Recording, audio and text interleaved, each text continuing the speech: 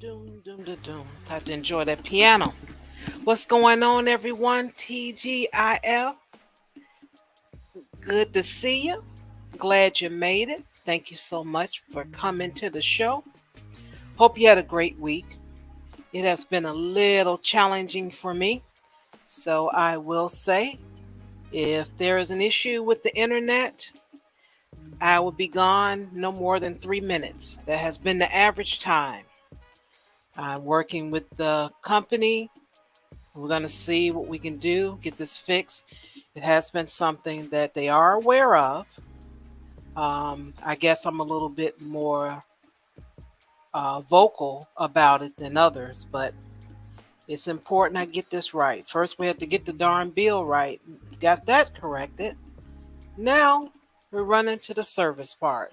That is very important. I must have it. Really not that important for me on Friday night, but I would like to at least let it work when I'm using it. How about that? When I'm sleeping, that's fine. It can go down, have a little, few hours like those old days when you had, I think it was maybe about 1 o'clock in the morning, something like that. The national anthem would come on and then the TV would just go blank or be white. And it would be like that from maybe till 5 in the morning. All the stations would be down. Well, I don't mind that again from maybe 1 to 5 a.m., but I still would like to have the internet 24/7. Yeah, I'll take that back. I may want to watch something. I may wake up, can't sleep, something on my mind, and I want to go research something. So I'll take that back. But yeah, hopefully everything will be great for tonight.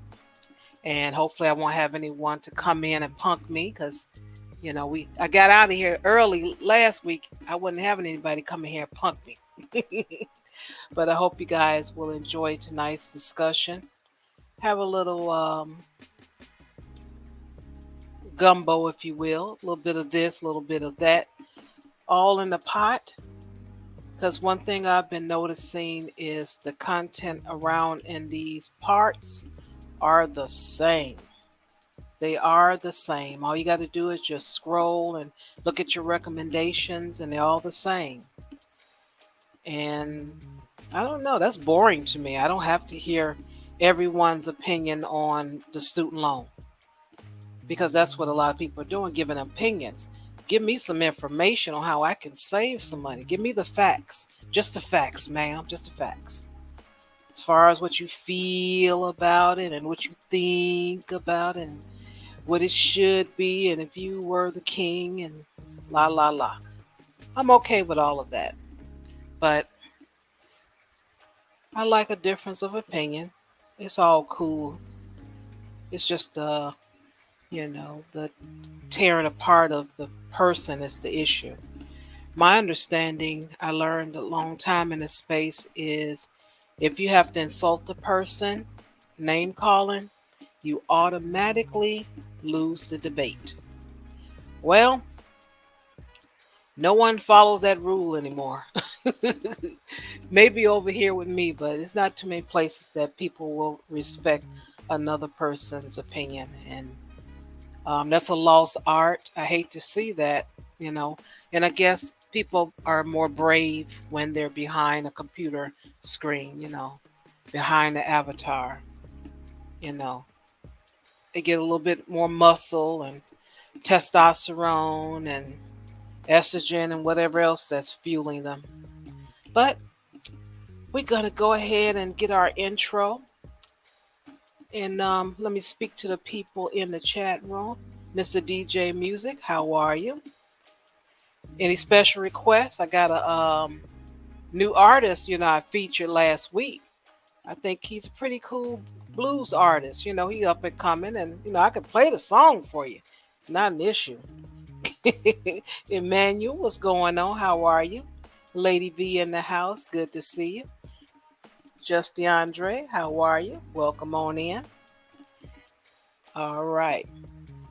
Now that I've greeted everyone, let me go ahead and get our intro together.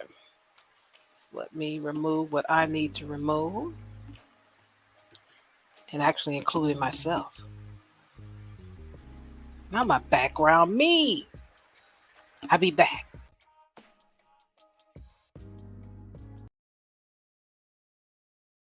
It's another thing I've been hearing on YouTube streets, and I'm really getting tired of it. This SBE shit, and I'm in total, what is it? Shame, blame, and explain.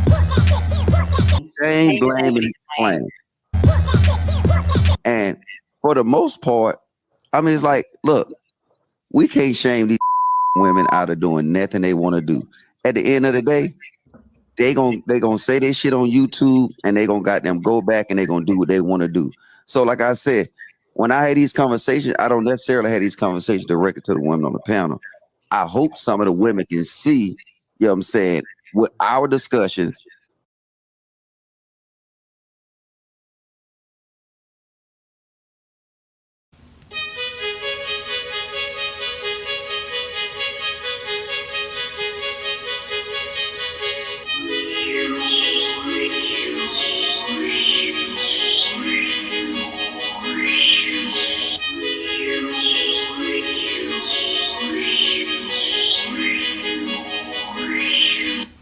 We know the truth of what you really want to do.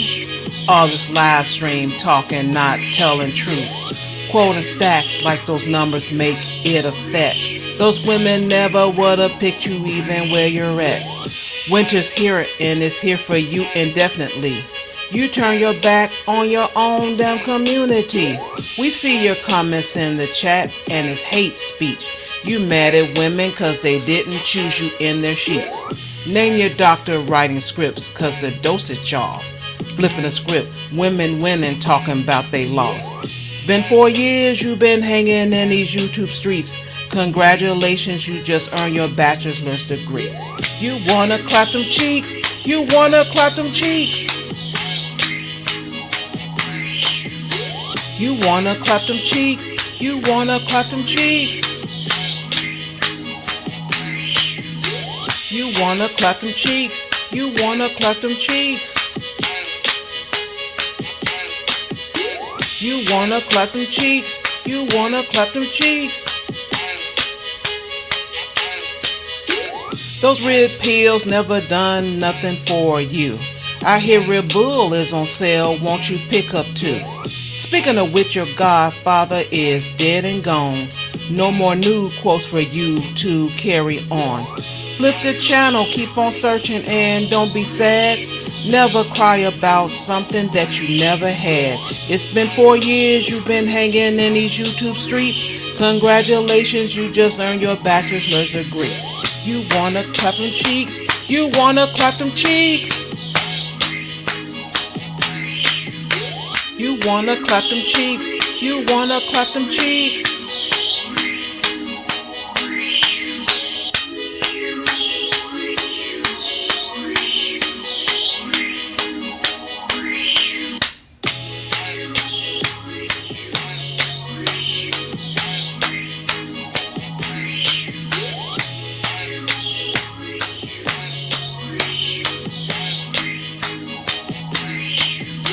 You wanna clap them cheeks. You wanna clap them cheeks.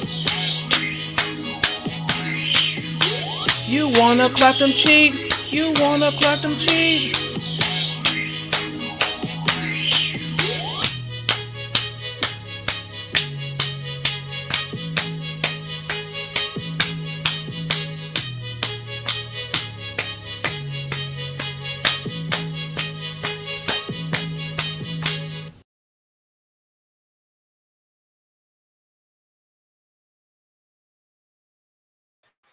All right, all right, all right. What's going on? How are you? Welcome, welcome, Ruby. Good to see you. Hey y'all, what's up? What's good? What's happening? What's poppin'? I'm so tired, y'all. I've been working like a free laborer. I'm gonna say it like that. I'll get you channel struck down. I've been working like a free laborer, okay? Not even indentured. I don't get nothing at the end of it. That's all I'm saying. Uh, Dang. you know. Listen, I've already warned y'all a million times. I'm just gonna say this, okay? Um, Gentlemen, I know y'all keep talking about, and I'm not saying, Char's audience, because Char's audience has some common sense. I'm talking about the rest of y'all. Y'all know who you are. Um, y'all like to say stuff like, what value do women even bring? What do women bring to the table? There's no point on men getting married. Only women benefit from getting married. Men don't get benefit at all. Women don't do nothing. We don't want women's money.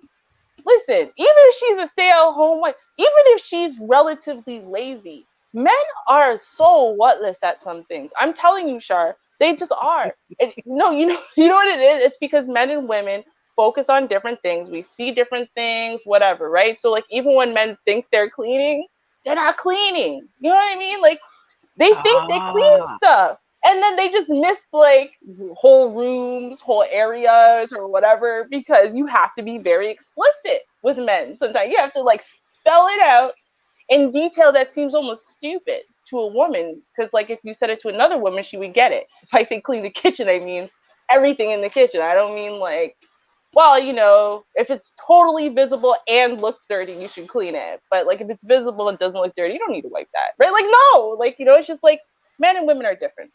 And that's what I'm learning on my journey is that not only is everything filthy in this house because this tenant's a man, right? There's just some stuff he clearly never thought to clean ever. Like 5 years went by, okay? And this man didn't even think to himself, maybe I should pass a sponge or broom or something over this area of the house. You know what I mean? That's crazy. It's just crazy. I don't know. How you doing today, Shar? I am doing well. And I found that very interesting. And I've said it once, and I'll say this one more time when it comes down to the laundry. Mhm. Normally, if you go to the laundromat or you have laundry in your building, or maybe inside your home. Usually the men are the ones that leave it in there. It's Mhm. just sitting in there. You go to use it, it's there. It's just sitting in there. Yes, the Mhm. stuff is dry, but it's just sitting in there. Why?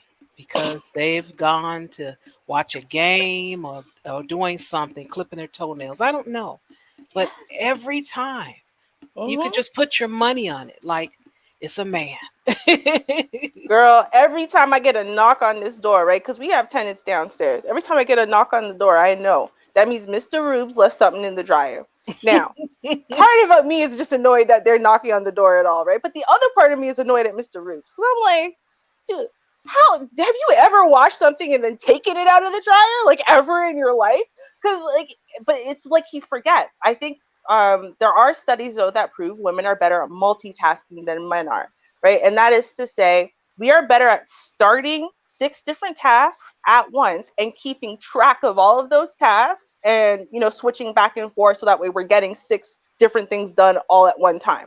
Men are not as good at multitasking, right? So if they switch off of one too many tasks, they're going to forget that task. And since the laundry is like one of those things where they don't have to mind it at all, good luck. Good luck. That's all I got to say about that. Okay. Hmm. All right. So we have agreed. Yes, ma'am. Now on the screen, everyone, if you do have that Keurig machine, you are eligible for $5 because those cups supposed to have been recyclable. But you know what? They weren't. Of course they weren't. Oh, people thought they were recyclable? Oh, someone lied to them. I knew that wasn't recyclable. No, seriously, because I have a Keurig, right? And Hmm. so the way that like Ontario was to force us into recycling is they basically made it so one week is garbage and the other week is recycling. You can put out unlimited recycling, but you can only put out like 1, 2 bags of garbage, and then the rest you have to pay money, right? So it's kind of like forcing people to recycle. So when we got here, now Mr. Rubes, he's got to recycle. He's like, okay. So he asks if they're recycling. I'm like, that's not recycling. He's like, but it's plastic. It's not recycling. I just knew it wasn't recycling. I don't know how I knew it wasn't. I knew that wasn't recycling though. I just knew it. I knew it. Ha. See, babe, I was right. He's listening over there. Oh, Okay. my. So they've been saying that they're recycling on the labels or something, I guess, and Yeah. it wasn't. It's Mm. not, yeah. Isn't that something? All the way up until last week. So, that's a long time to have it Right? printed on the box. Years. We're talking 2016 all up to the 9th of August. Uh, well, you know what? Okay, Mr. Rubes, I am sorry, baby. I'm sorry. You're not crazy for thinking they were recycling. I knew they weren't. I just knew. It's like my little woman spidey sense tingles. You look at certain things, you're like, nah, that ain't recycling, right? Like I just knew it. But like he wasn't crazy. I guess he read the label. I'm sorry. Okay. So I Mhm. put the link in the chat room there. If you're eligible, go get your $5. If you can prove it, because some people still have boxes in their cabinet, then you get more, but you definitely will get $5 without um, a label Wait, how or a much can you box. get if you can prove that you purchased Keurig cups? I'm not sure. I am not sure. Hmm. Because I have a Keurig.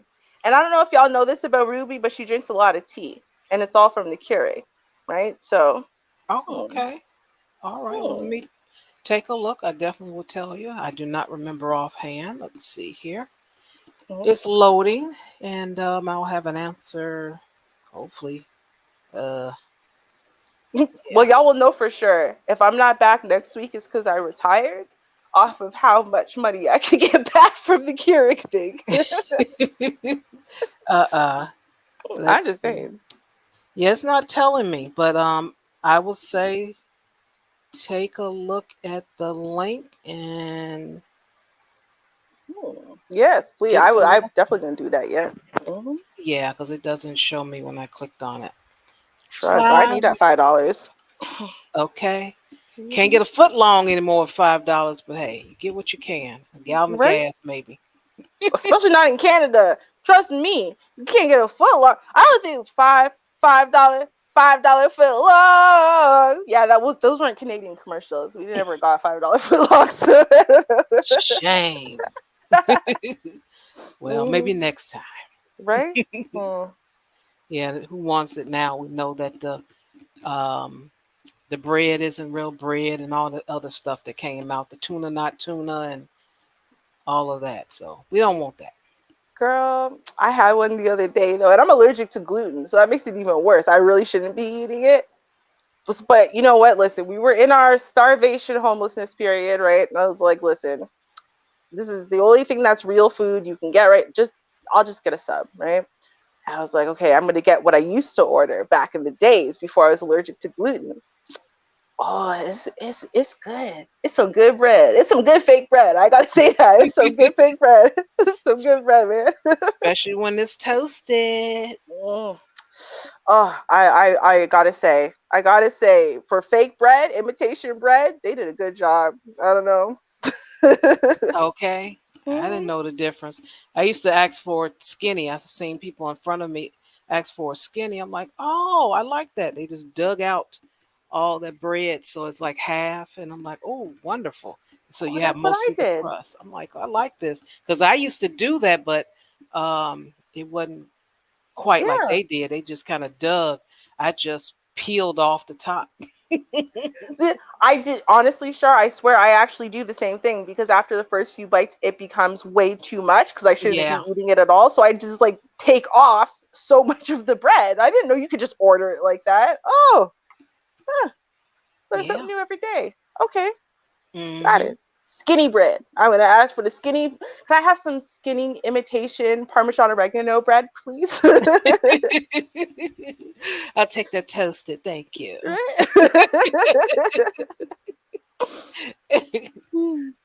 Let's see. This next story, what we got here. Oh, this is just for you. Is this one for you? Oh yeah, Uh-oh. this one definitely for you. Okay. You know how we like to sue. That's Mhm. a thing that we do around here. So the story I had last week, Oh boy. it was Ohio. It had a couple of counties because it's small, and they Mhm. were suing about the opioids. Well, Illinois heard about it. Like, what? Mhm. We want some of that too. So that's what you're about to hear in this story. Oh boy. Okay, let's get it. All right. The largest drugstore change to pay two small Ohio counties over $600 million for helping cause the opioid crisis. Now new at 19 counties around Chicago are filing similar lawsuits. Did you hear that? 19. 19 of our counties in Illinois. Mhm. Yeah, Okay. we joining in. Yes, we are. Apparently, in full force. Okay. All right. CBS 2's Chris Dye is live with what's being alleged exactly here. Chris. Erica, 19 counties from across the Chicagoland area, including Cook, McHenry, and Kane, are suing the largest drugstore chains in this country, claiming they contributed to the largest man-made medical epidemic in American history. When people had prescriptions presented to them for many, many times more opiates than anyone could reasonably use, they should have said no. But it was just such a profitable business, and they did not say no. He's a county commissioner in Lake County, Ohio. Last week, a judge ordered CVS, Walgreens, and Walmart to pay his county and one other in Ohio a total of $650 million in damages. This week, we're learning 19 Illinois counties making similar claims against the big three, as well as Kroger, Meijer, and Albertsons, saying the conduct of the manufacturers, distributors, and chain pharmacies caused Illinois to be awash in a flood of Stop it. Just stop it. The blame game is just too much. It's making no sense. It's too much. Just stop it. prescription opioids. From 2006 through 14, Illinoisans received over 3.1 billion doses of hydrocodone and oxycodone. That's 242 for every man, woman, and child in the state.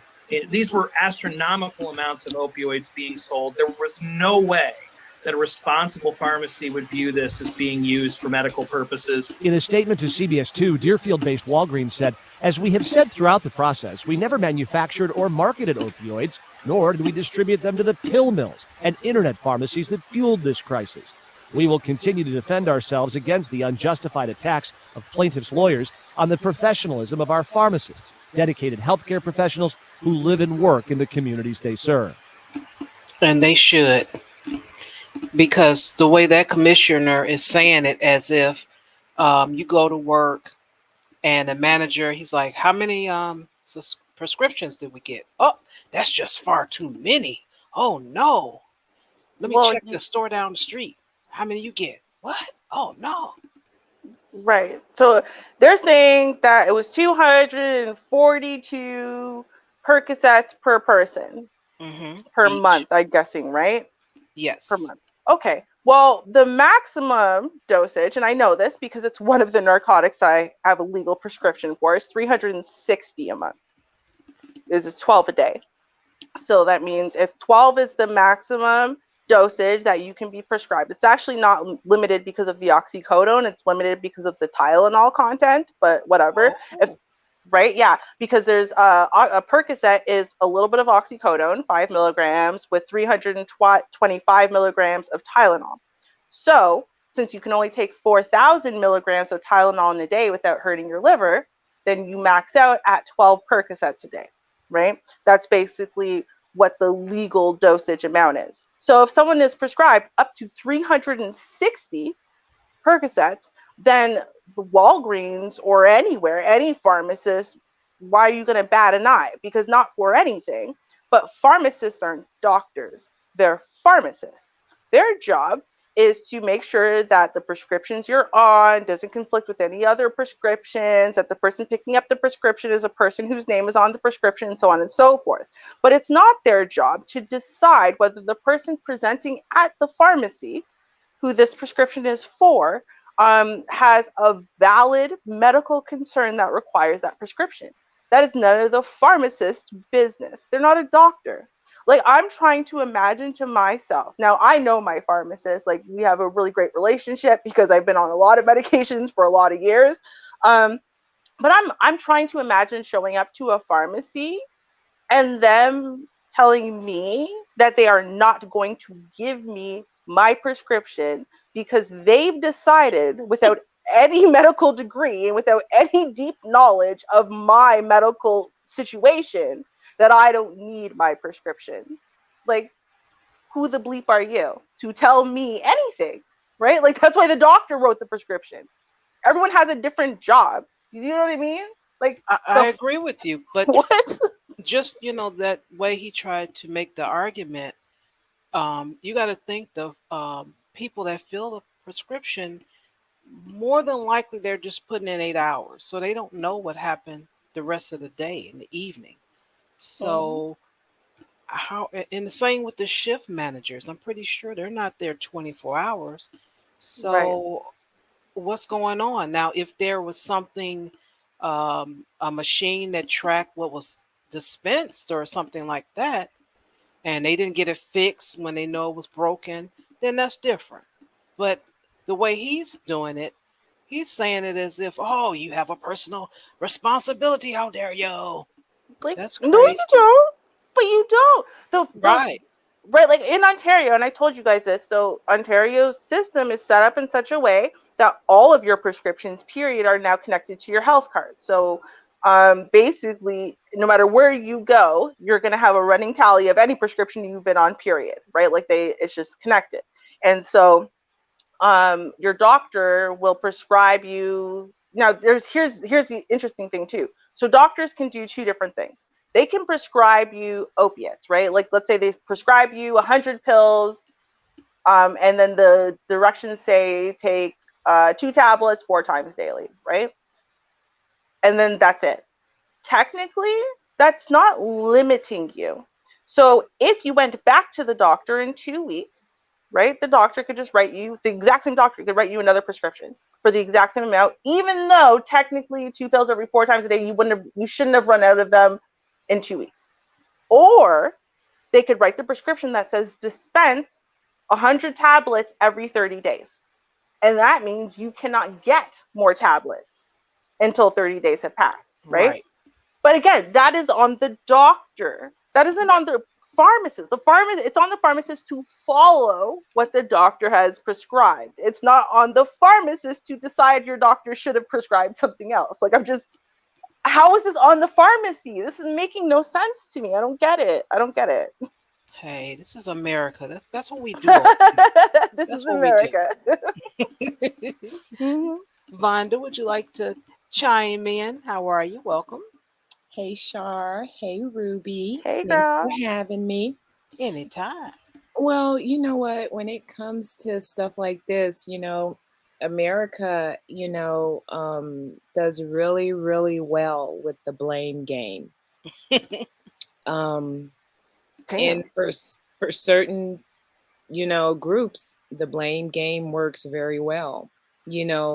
Like the opioids, we can blame, big pharma for that. But who do we blame for the crack that flooded, the Black community? Who do we blame for the guns and the crack that was dropped off in the Black community? Because Black folks don't own any planes and transcontinental boats and that sort of thing. So it's like, how'd the crack get in the neighborhood, and how did so much of it get there? Oh my God, where did all these guns come from? How did they get the guns? Let them tell it. A little Black baby is born with a sack of crack and a gun. So every Black person has it. They brought all that stuff in there, and we have no one to blame. There's no one that wants to take accountability. Very popular word on YouTube, accountability for that crack. But thank God the people who are ODing, off of the opioids, they have someone to blame, and they can sue and get some, monetary, reparations for that. But it's all lies. See, this is my issue. Okay, the only people we can blame for the opioid epidemic are doctors. They don't want to blame doctors, so they're blaming everyone else. The only people who are responsible for the opioid epidemic are the doctors. Because here's what it comes down to. First of all the doctors that don't mind taking payoffs to prescribe something, they should be held accountable. All of the doctors that saw their patients coming back asking for higher and higher increasing dosages of some drug, and then claim they asked Big Pharma. Big Pharma said, no, it's not addictive. So they just kept feeding the addiction. They're to blame, right? Like the ultimately though, and I know what doctors, let's say the last at least 10, 15 years have been taught, only because from a biological standpoint, I had to take a lot of the same courses that pre-med students do for psychology, psychology, neuroscience, and behavior. And so I know that 15 years ago, the literature was quite caught up. It totally understood the reward centers in our brain, addiction, and how any type of agonist or anything that would highlight our dopamine, reward centers, whatever, has the potential to be incredibly highly addictive. So therefore, and to be interesting, to be clear here, it doesn't have to be a substance, right? That's why we know gambling and sex and whatever could also become addictions. So they had the medical knowledge for at least the last 15, 20 years, at least. And I'm saying at least because they knew cocaine was addictive. They knew other types of opiate, like they knew opium. Where's opium? Wait, has anyone seen opium growing here? Poppies? No? No, I haven't seen any. No, because they were banned because, wait, what? It was addictive? Oh, wait, so we knew that for like the last 100 years? Oh, wait. Right. But we were confused now. No, it's bullshit. It's bullshit, okay? Everybody is complicit.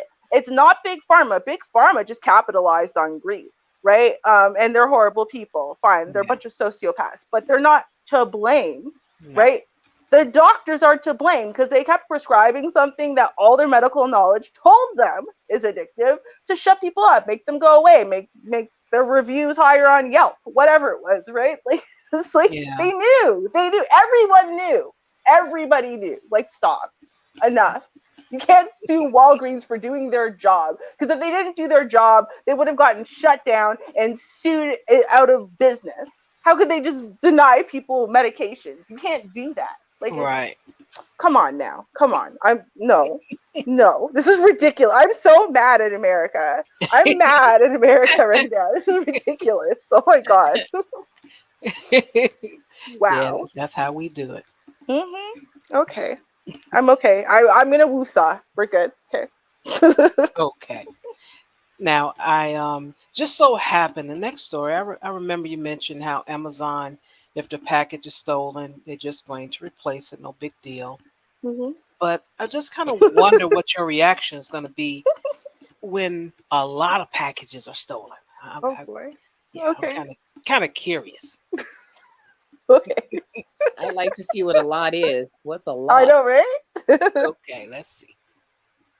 Deputies have arrested a former Amazon worker and accused him of stealing more than $100,000 in merchandise. Authorities say the merchandise came from the company's warehouses across the Southeast, including right here in Metro Atlanta. Fox 5's Doug Evans has those details. Marquise Ryans is accused of stealing more than $300,000 worth of merchandise from the Amazon distribution center right here in Noonan in Coweta County. If you've never seen one of these warehouses, they are huge. An investigator here with the Coweta County Sheriff's Office says Ryans knows how to navigate the big building, how to get in, how to get out. And while doing that, he's accused of stealing tens of thousands of dollars worth of Apple products and other electronics. Oh, no. Not just here in Coweta County, but also in Alabama and Mississippi. This individual is a past employee of Amazon. He worked back there in 2020 at an Amazon distribution center. Once he's inside, he's comfortable. He starts talking to other employees. He starts talking to management. He walks in the break room. He grabs a little handheld device for one of the scanners and just starts going down each aisle of Amazon, just picking up items and putting them in the bins. Investigators say Marquise Ryans is 28 years old. He's under arrest in Alabama and will eventually be extradited to Georgia. He's accused of stealing over $100,000 worth of merchandise so far from Amazon distribution centers in Huntsville, Alabama, Horn Lake, and Olive Branch, Mississippi, as well as right here in Noonan. He is a suspect in similar thefts at Amazon distribution centers in Indiana, Kentucky, and Tennessee, according to authorities. And we're still getting more tips in of where other incidents have happened at Amazon warehouses.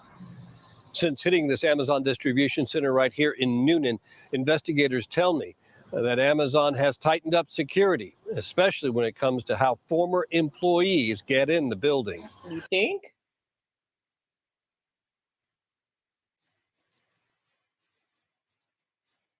Okay, Marquise.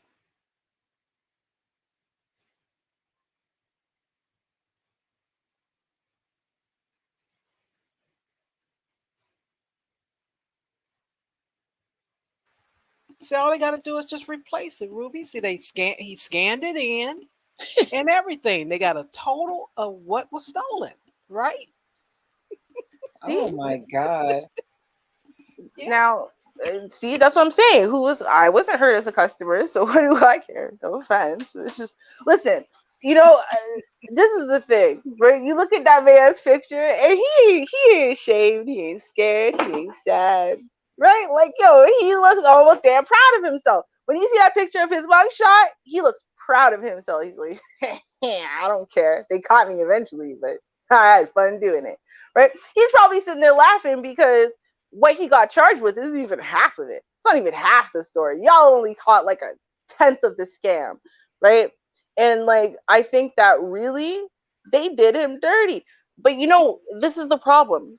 I believe that he did this because of how he was treated as an employee, just because of how many Amazon stories came out, especially at the beginning of the pandemic and whatever. I didn't mean pandemic. I couldn't remember our other words. And I was like, well, if I put an L in there, then it's not the word that gets banned. And I don't know. Anyway, point is, right? Like, look at his face. He looks proud of himself. And you know what? I think that he is, because he was treated poorly by this company. So, you know what? It doesn't pay off to be a good person. It doesn't pay off to be trustworthy. It doesn't pay off to whatever. I'm gonna get paid off of them. I don't care. They're insured.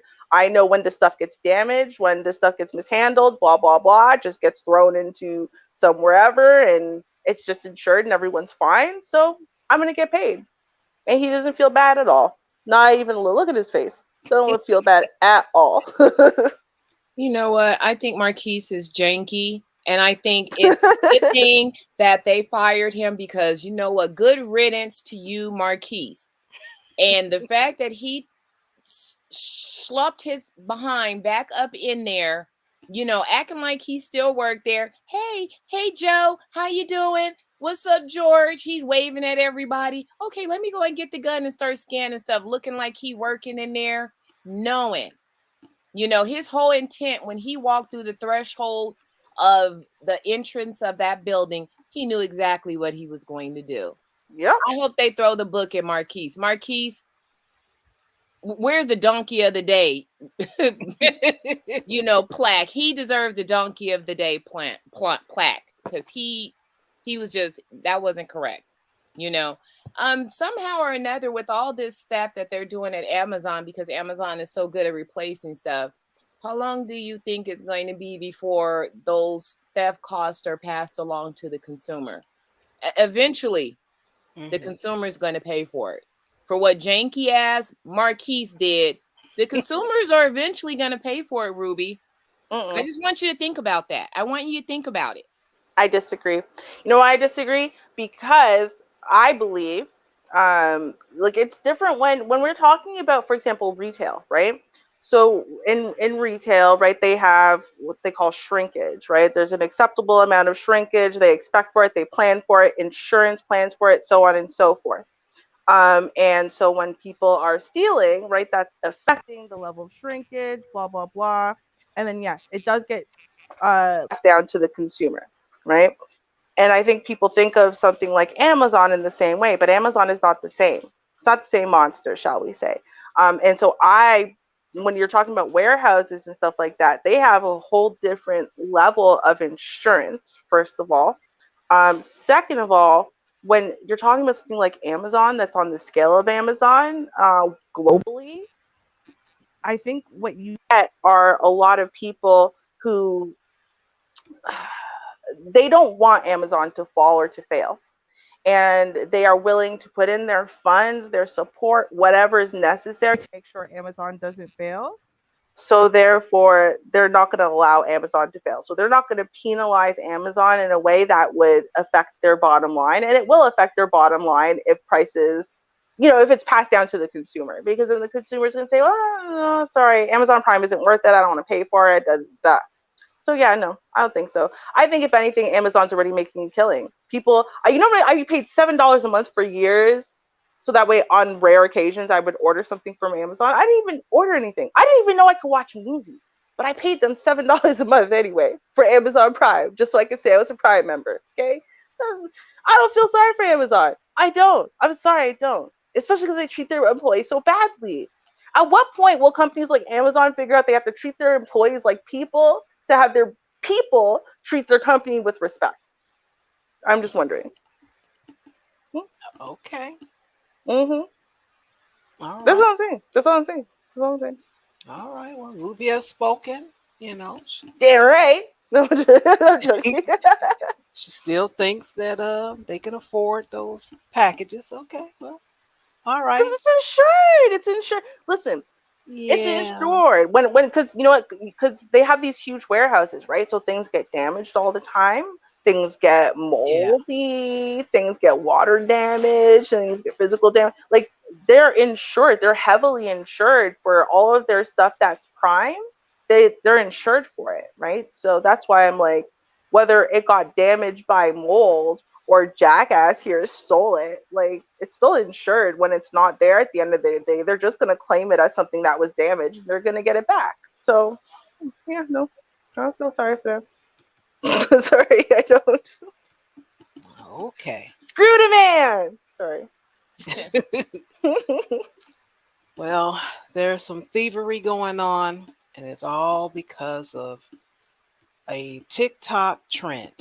Isn't that something? Let's take a look. I kind of talked about the story as far as the cars, but let's take a listen. Okay. Imagine leaving your car in a parking garage only to find it days later in a tow yard like this, the inside torn apart. CBS 2's Sabrina Franza spoke to the car owner, who's understandably frustrated, and not just with the thief who took his car. When all of this happened, the victim did what anyone would do. She wanted to look for surveillance video, but when she looked inside this garage behind me, she found not a single camera. She reached out to management, who still have not gotten back to her. We found the manager here on scene. He told us off camera that there are no plans to install any new cameras in this lot. I was in total panic. I also then thought I was crazy because I thought, did I not park it there? But I was sure I parked it there. Hannah McCarthy's Kia was stolen. When she found it days later, it looked like this, destroyed in a tow lot far away from this Lakeview garage. I was not too worried because I thought I'm in a garage. There's a gate to get in and out. The SP Plus parking garage was no match for this viral TikTok challenge. What? Swiping Kias and Hyundais nationwide. In Chicago alone, the Cook County Sheriff's Department told us 750 Kia and Hyundai vehicles have been reported stolen just between July 1st and August 18th. Last year, in the same time, 88. That's a 752% increase. I'm assuming the thieves saw the TikTok trend, and I think that's how it was stolen, with a USB cable. We visited a longtime mechanic and Kia expert and showed him McCarthy's video. So they're just able to put anything in there and just start it right up. The TikTok trend, a confirmed culprit. A lot of these vehicles don't have an actual immobilizer system that prevents the vehicle from being started without a key. Kia and Hyundai told us as much too, but we found without that system, there's still a way to secure your car. $50, $60 to prevent it. So this doesn't happen. Getting a steering lock around the wheel. Drivers can also have an immobilizer installed so their car doesn't start without a key. Still less costly than the damage and the frustration McCarthy is now dealing with. Reality is you're paying to park in a parking garage where the company doesn't care about the safety of your car. On top of all of this, McCarthy also had her iPass taken from inside the car. Her plates were also missing when she recovered it, and it had a parking ticket. So on top of the maintenance fees and paying for this parking lot, she now has to deal with all of that. That is a mess. Oh my gosh. So they're able to start the car up without the key. So these Yes. are just like toy cars. Exactly. And I No thought safety. I thought I shared the information. Maybe I was thinking about it when I put it to the side. I don't know, but I thought sure I mentioned that you could start these cars up with a USB cord. That's all you need. Oh my gosh. That is what in the Tonka toy truck? What the hell? That is so crazy. Yeah, and the word is out, and they're doing it because those are a lot of cars that they get here in Chicago when they carjack you. They see the Kia, they're like, oh, we can get that one. Oh, we can get that one. I would venture to say that it's probably it could quite easily be a bunch of kids and teenagers. Yeah, as You know. anywhere from I think the youngest was 11. Oh, I believe it. They're all on TikTok. Kids love TikTok, so they're like, "What? We can steal a car? Okay, let's try it." Yeah, that's kind of Okay, I feel really stupid. no, you're not. No, Stop it. I feel that way in this moment because when you're like, yeah, so they can start the car without the key, and I'm like, can't you start like every car without a key? Like, isn't that why car theft has always been a thing? Because you can start a car without the key.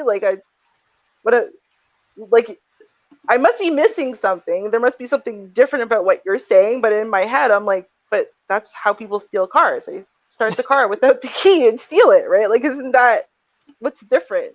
Well, I know it used to kind of break the dash.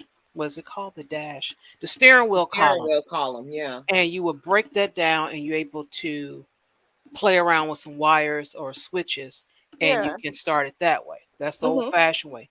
Then they start making the car, more electric or whatever.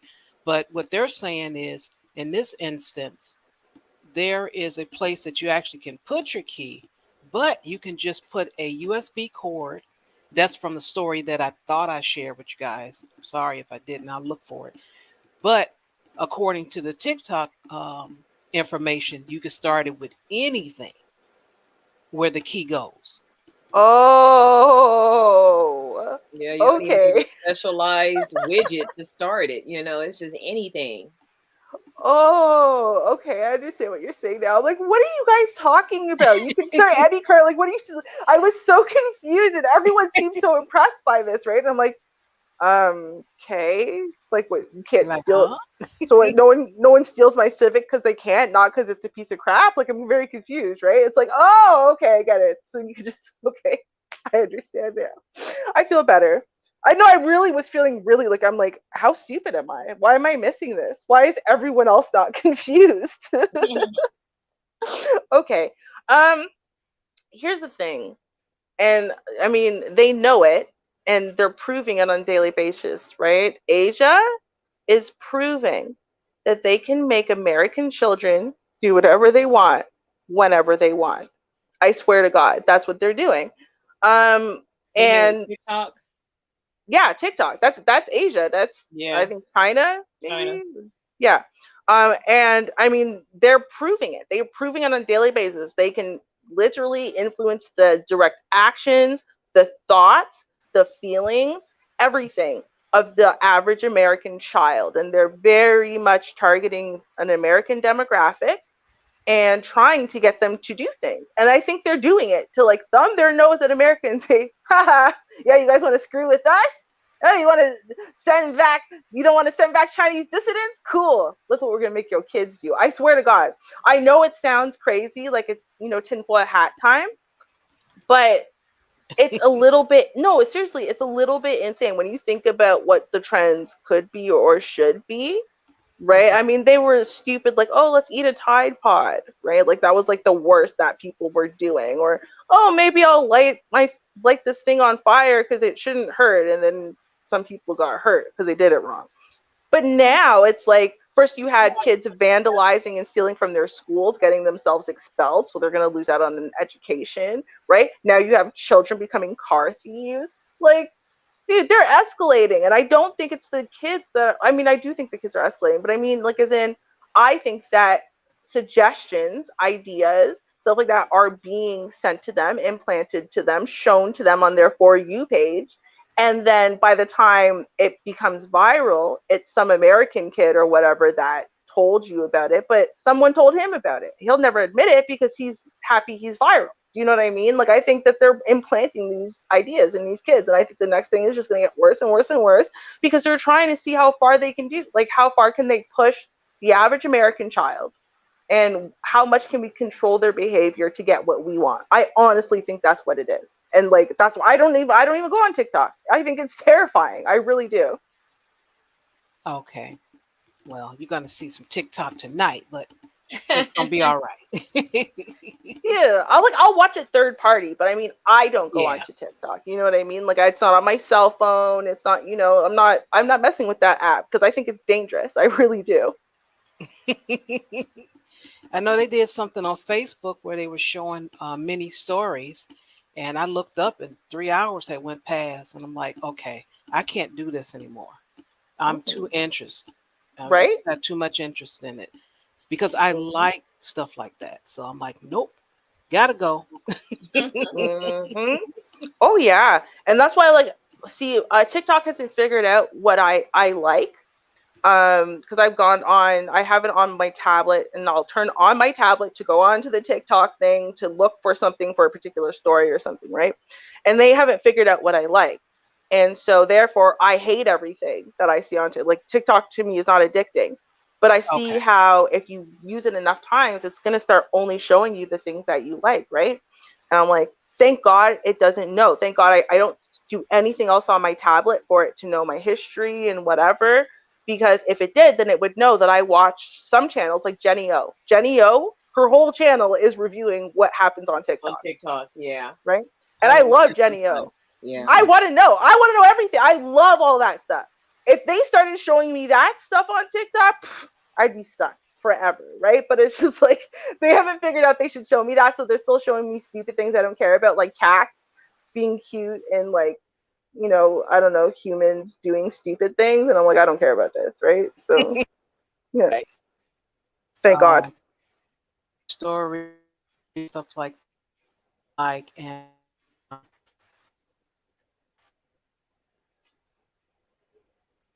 Are you talking, Char? shorties. Oh, okay. Yeah, no, you're breaking up, Char. I thought it was I me. think you borged a little bit. Uh-oh. You still gone if you could hear us, Char. Is your 3 minutes starting, Char? I think so. Start the clock, Ruby. Okay, We're got gonna it. hold it down for 3 minutes for you, Char, until you get back. Right? Damn. I should have waited till after Char went. Then we could have known what she was gonna say. Well, she said at the top of the hour, if she has any connectivity issues, it's going to be 3 minutes. So people, just be patient. Char is going to come back to us in about 2 minutes. Yeah, 2 minutes and 11 seconds. A minute has already passed, I believe. Oh yeah, she's gone. Damn. Okay. Yeah, she dropped out. She'll be back. I'm already waiting for her to come on back. Right? It's like, oh my God, it's really happening. Oh my God, Wanda, I don't know what to do. No. I would like to send a shout out to Mr. DJ Music, and thanks for supporting the channel. We really appreciate it. And well, hello to Real Deal Financial. Hey, Crew Reality, how you doing? How's everybody doing this evening? Right? Hold on, I gotta make Ruby sing because we can't make she sing till Char is back. Sorry, music. Oh my God. I tried. When Char comes back, we're gonna have to have her give us some sheed so we can rinse away what Ruby just did. Cleanse the voice of sheed.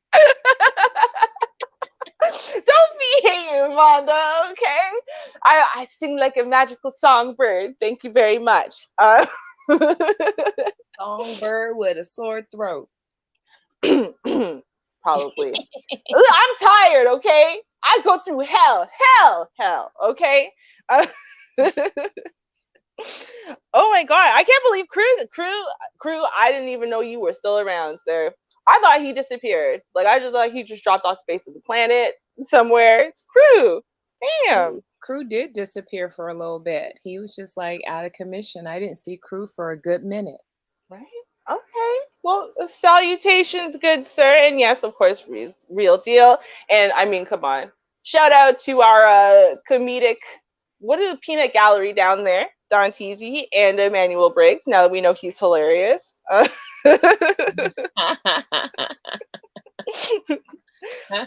Right? Oh, look at this. We even got our older gentlemen's, you know, not too old though, because he doesn't like to be called sir.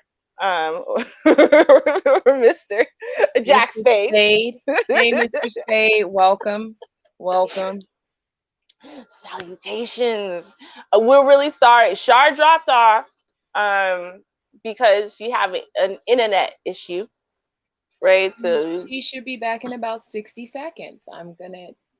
Oh, she's back. She's back. She is. Yes. Hey, Char. Whoop, whoop, whoop. We held down the fort for you, girl. Thank you so much for your support. I really appreciate you guys. Thank you. Right, Vonda even thanked Mr. DJ Music for supporting the channel, and then we couldn't make Sheed sing, so I made Ruby sing. Ruby sang. You're gonna have to get that soundbite, Char. Listen to the playback. Get Ruby, and we'll do a sing off one night. Oh, we'll play Ruby's, then we'll play Sheets, and we'll have the audience will judge. They will judge. I'm good. I'm totally down for that. Let's do it.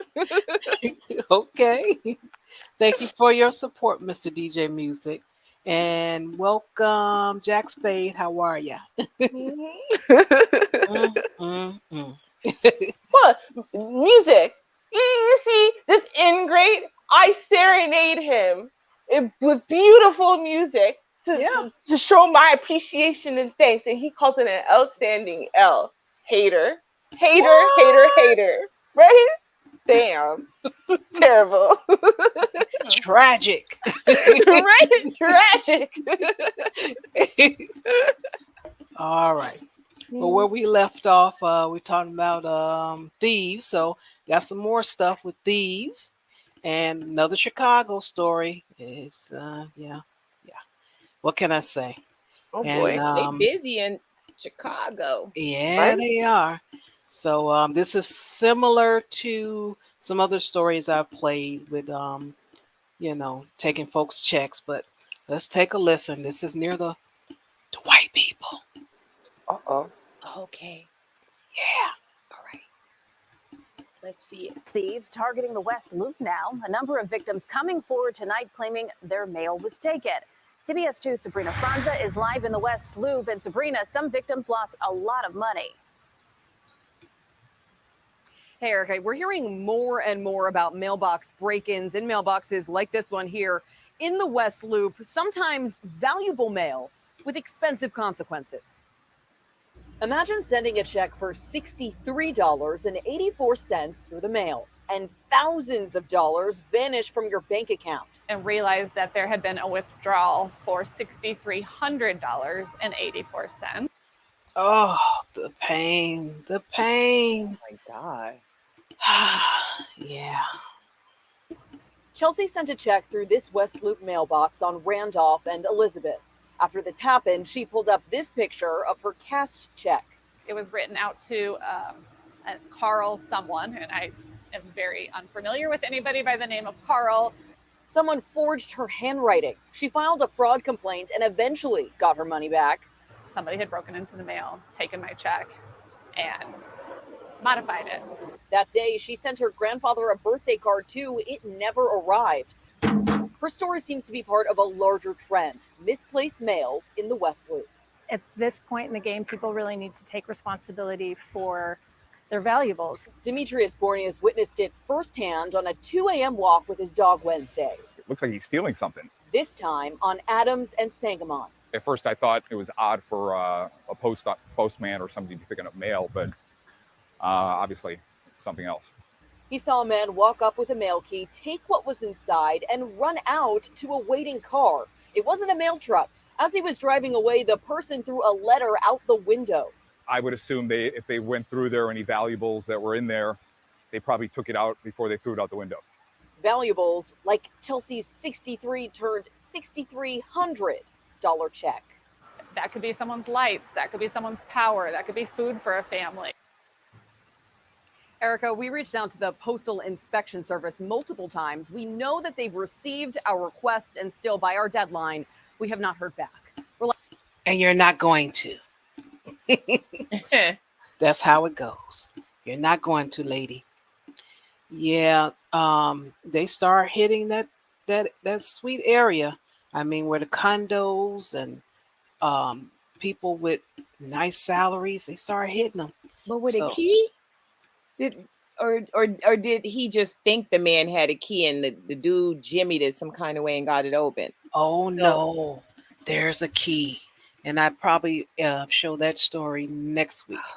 Oh yeah, there's a key. The post office is dirty. What? They're giving out keys like that? Well, there's no vulnerable. There's no comment, so they're not saying what it is, but you will see that. But I know Ruby, she feels some kind of way about checks nowadays. I get you, but you do have those people that write checks. I mean, this is just where we are. We write checks sometimes. So some people still doing that, but people are going to change. And we're going to have no choice anyway, because stuff is going to be digital. But right now, people have a few checks. Well, you know what? I had one checkbook, and I moved, and when I moved, I lost that checkbook. So I haven't written a check since I lost that checkbook, and I had already dwindled down on writing checks. So I haven't written a check in probably maybe 5 years. Okay. You know, because everything really is done electronically. Mhm. You know, or you know, I don't write checks. I don't. Okay. Why would you? Uh oh. No, really. Right, like At this I point, remember. I wouldn't. The only time that I did use it when I did, you know, before I lost my checkbook. You know, I hope nobody finds it and makes a $6,300 check out. But Right. yeah, the only time I would is like every year I have to pay for my licensing for my job, so I would send a check, you know, to pay for my licensing. The past few years I've done it online, so I'm like, okay, I'll just do it online, you know, because I'm like, oh, I lost my checkbook, can't pay for my license. All right, I'll do it online. So I got, you know, into the times, you know, and I said, okay, I'll do it online. So I've been doing it online. But yeah, I don't even really, you know, need a check. Nope. You know? I got a checkbook with every account I ever had. And the only reason why I wanted the checks and I ordered the checks, and if I didn't have to order checks, I would have just used, like, some of them came with like a few free checks to get you started. The only reason why I ever used them is when you got a new job, to put you on payroll, they needed a canceled check. True. That's the only thing I've ever used a check. I've never written a check for anything in my life ever. You never need to. Like, I was taught how to write a check when I was a kid, right? Like, my grandma walked me through and I would write her checks for her, and, you know, so I learned how to write one, but I never needed to, right? Because, you know, there was the advent of debit, right? And credit cards. As far as having a credit card, there was like now these machines, instead of them doing that thing where it's like, because before, right, a check was equal to a credit card. And so far as you could get zero immediate confirmation that the money that you say is there is really there. So people were willing to take a check, right? Just as much as they were willing to take a credit card, because it's like, oh, we'll get some confirmation in 3 to 5 business days if that money really exists, right? And then when you started being able to get automatic approval for debit and for credit cards, that it was almost like no one wanted to accept checks anymore, because there was no guarantee that this check they're accepting is something that, you know, the money's really there. And so really the checks accepting wise, we accepted checks for rent, like for tenants, they would give us like a post dated check for the whole year if they wanted a certain price or whatever, right? And so we would have those in the bank. I'm like, but other than that, I'm like, what would you even use a check for? Like, what would I can't think of a single solitary reason why you would need to use a check. The only person who's ever given me checks and gives me checks, and he still does to this day, is my godfather. But my godfather is a very quirky, odd man. Okay, so first of all, he's of the lighter persuasion of folks. Second of all, I'm pretty sure he's autistic. Like, I don't know if he's ever been diagnosed, but I think he's a high functioning autistic person just because of certain traits and characteristics he has. He doesn't like speaking to people. He would rather write you letters and then have you write him letters. Like, he doesn't want to talk to you on the phone or see you in person. He, like, literally, I'm not even kidding. He had one of those, you know, those old rotary phones where it's like, you have to go all the way in the circle. If it's like 9, you have to go all the way around and then let go of it. It goes, yeah. He had one of those phones, refused to get touch tone. Then when they tried to force him, he actually went, I'm not even kidding, and sued the company because they were trying to force him into getting a touch tone phone. And he didn't want a touch tone phone to begin with. He wanted the rotary, but then you want to try to make him pay more money for touch tone when he didn't even want it. I swear to God, he's sued. Okay. This man lives in the dark ages on purpose. He likes to use candlelight at night. Like, he's weird. And he writes me checks, like, you know, for my birthday and Christmas.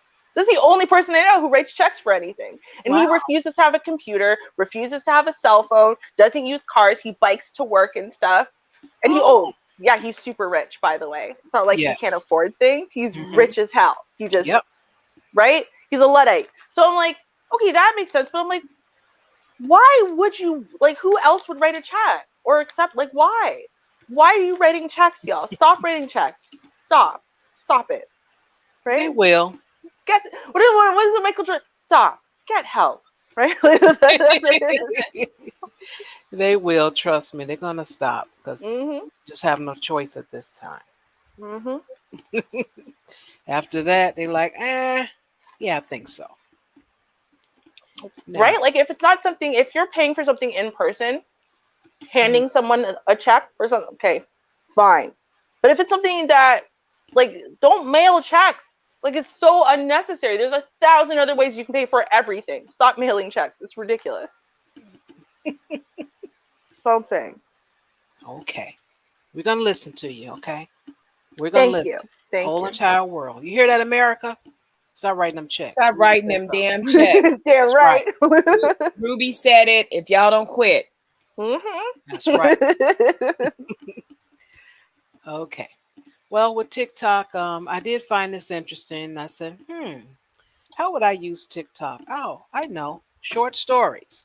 So we have a Karen, but of course, Karen can't be seen because Karen probably would sue. But we have a story about Karen.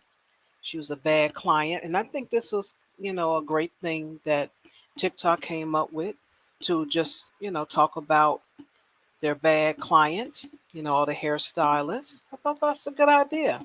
They can swap stories and we can listen because we like those stories sometimes. So I got a Karen for you. Well, the story of a Karen. So let's take a listen. There's a couple of parts because it cuts off after a few, I think 2 minutes or something like that. Mm-hmm. So here is part 1. Here we go. Okay, I have not done a story time in a long time, but I've talked about some client experiences before, but this one takes the cake, man. And I really hope that nobody, not even my clients, see this and think I think that they're crazy, because that's not the case. I've just had maybe a handful of crazy experiences and some crazy clients. And this one is the worst. Okay, so basically I had this client and she didn't speak any English and her husband was translating for her. And it was like a 6-hour service because she had so much hair and it was like a whole transformation. So, and this is not the client I'm talking about. But I had her booked out basically the whole day because I really just wanted to focus on her hair and make sure I put a lot of time and detail into it. So I'm foiling this client's hair. I'm almost done foiling her. And I have my back towards the front of the salon and a lady walks in for a haircut. And she's a little bit older and she keeps yelling, ma'am, but I didn't know she was talking to me. Well, she had come in for a walk-in and our receptionist told her that nobody was available to take her that day because it was just me and another stylist and I had my hands full. But she just kept on going. And so she's like, ma'am, ma'am, ma'am. And I turn around and she looks at me and she's like, do you have time for a haircut? And I told her I didn't have time to wash, cut, and style her, but I could do a dry cut. So she sits down, then she starts talking about how she wants to add some blonde into her hair. And I was like, that's fine, I can do that because while she processes, I can finish my other one because I was almost done with her. So I foil her hair and I tell her, okay, just go ahead and sit there and process and I'll keep checking on your foils.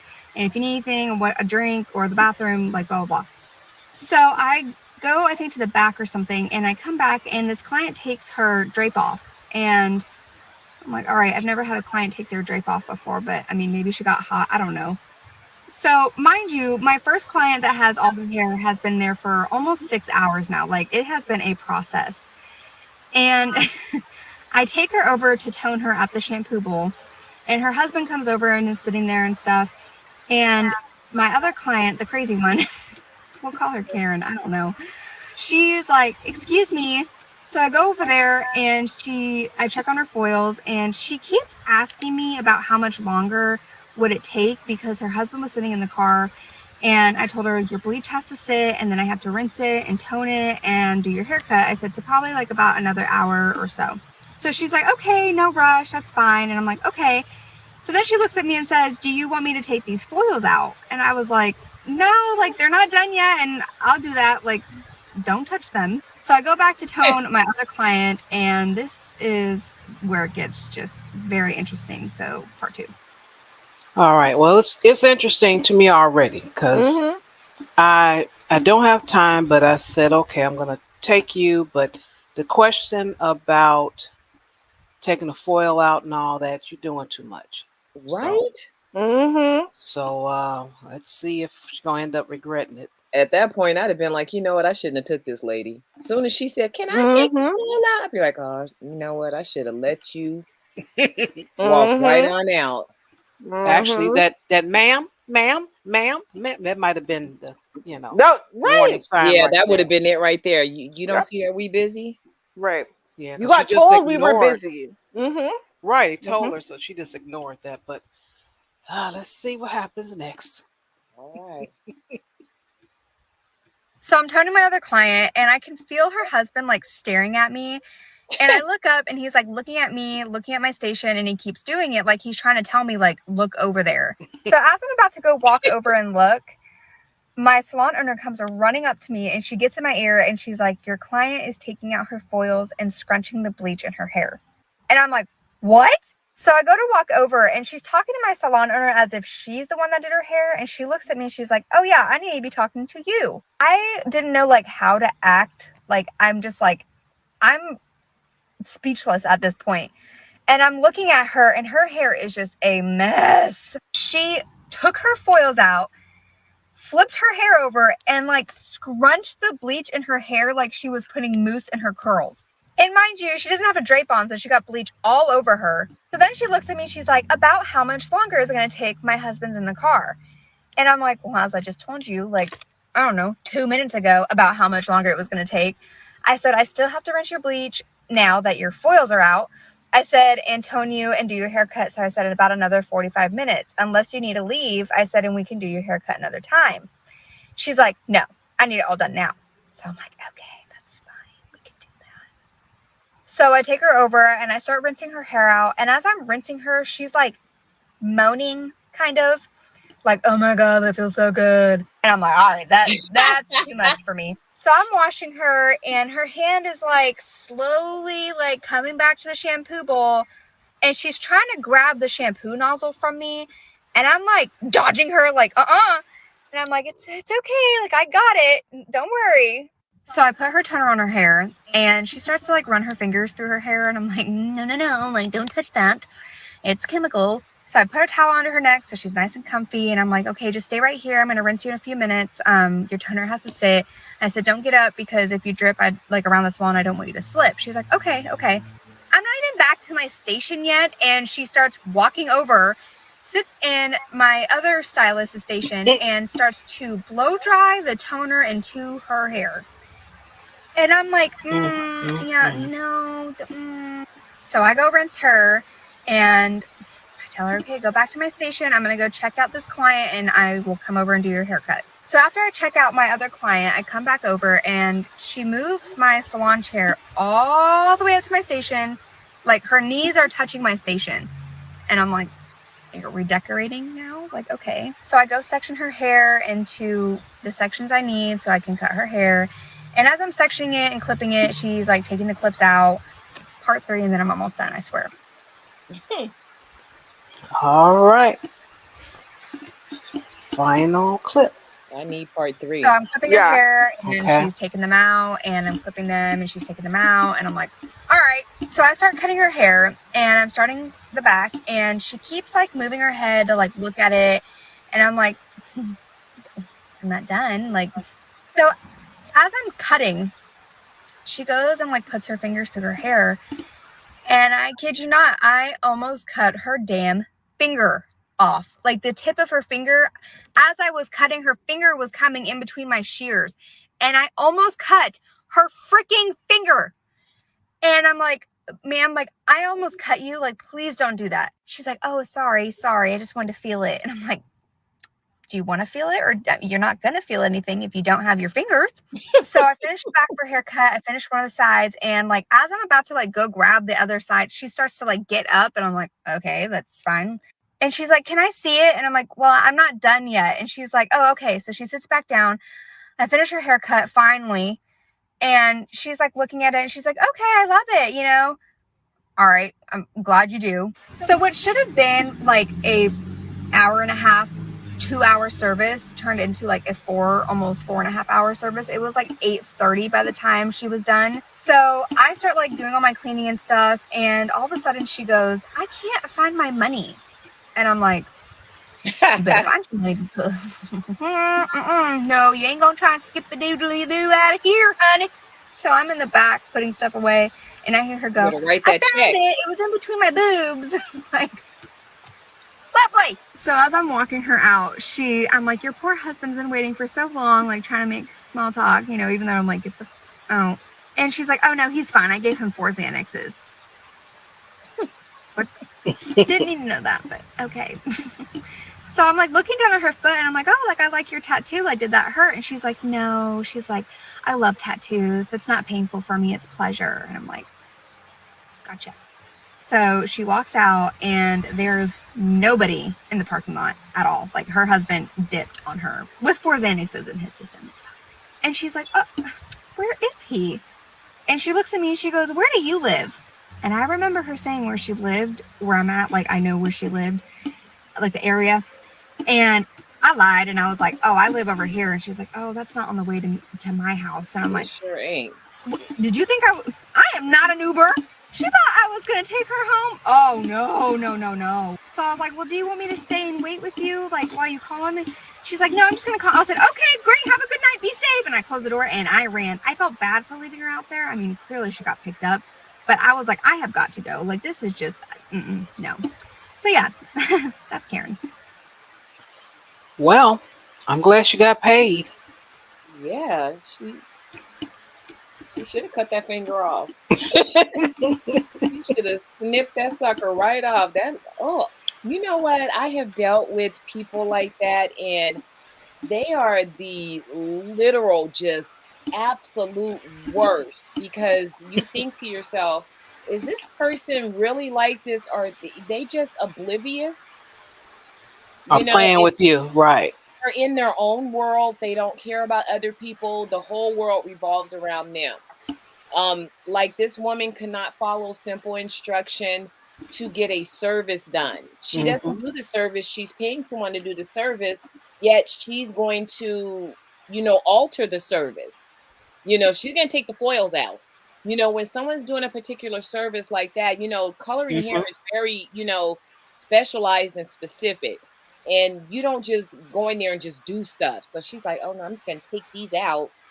And while you're cutting my hair, I'm going to run my fingers through my head." This lady is used to doing what she wants.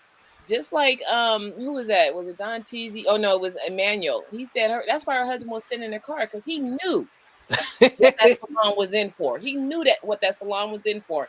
He's like, "I'm not about to sit in there for that SHIT show. I'm not doing it," because he knew who he married. And then she was in there too long. He's like, "Oh, I'm gone. I'm gone." She wasn't even surprised that he left her. She's like, "Oh, what? He left? Okay, well, where do you live at?" I said, you will not get in my car, because she would have had her take her to the grocery store so she could buy a bottle of wine. No. She might have grabbed the steering wheel. I don't know. Girl, no. No, she wasn't surprised her husband left, because there was no husband. I find it shocking that not one of the three of y'all, her, the woman telling the story, or you, or Char, not one of y'all said, "How do they know that there was really a husband?" Right? I don't think there was one. Okay. I thought at one point she said that there was a man looking dead at her, staring at her, and I thought that was the husband. Maybe it was in one of the parts. That was the other client that the other client's husband. Yeah. Oh. Yeah. So like her 6-hour client, because the husband was in there translating, and he noticed that this weirdo lady was not following directions. He was trying to signal with his eyes without getting himself in trouble. Like, "Yo, you need to go look over there, crazy lady, 2:00. Yeah. Right. So I'm like, there was no husband. I don't think there was. I don't think she has a husband. I think that she does things to get attention, to get free rides home, and whatever. And she kind of she clearly has boundary issues, right? Yeah.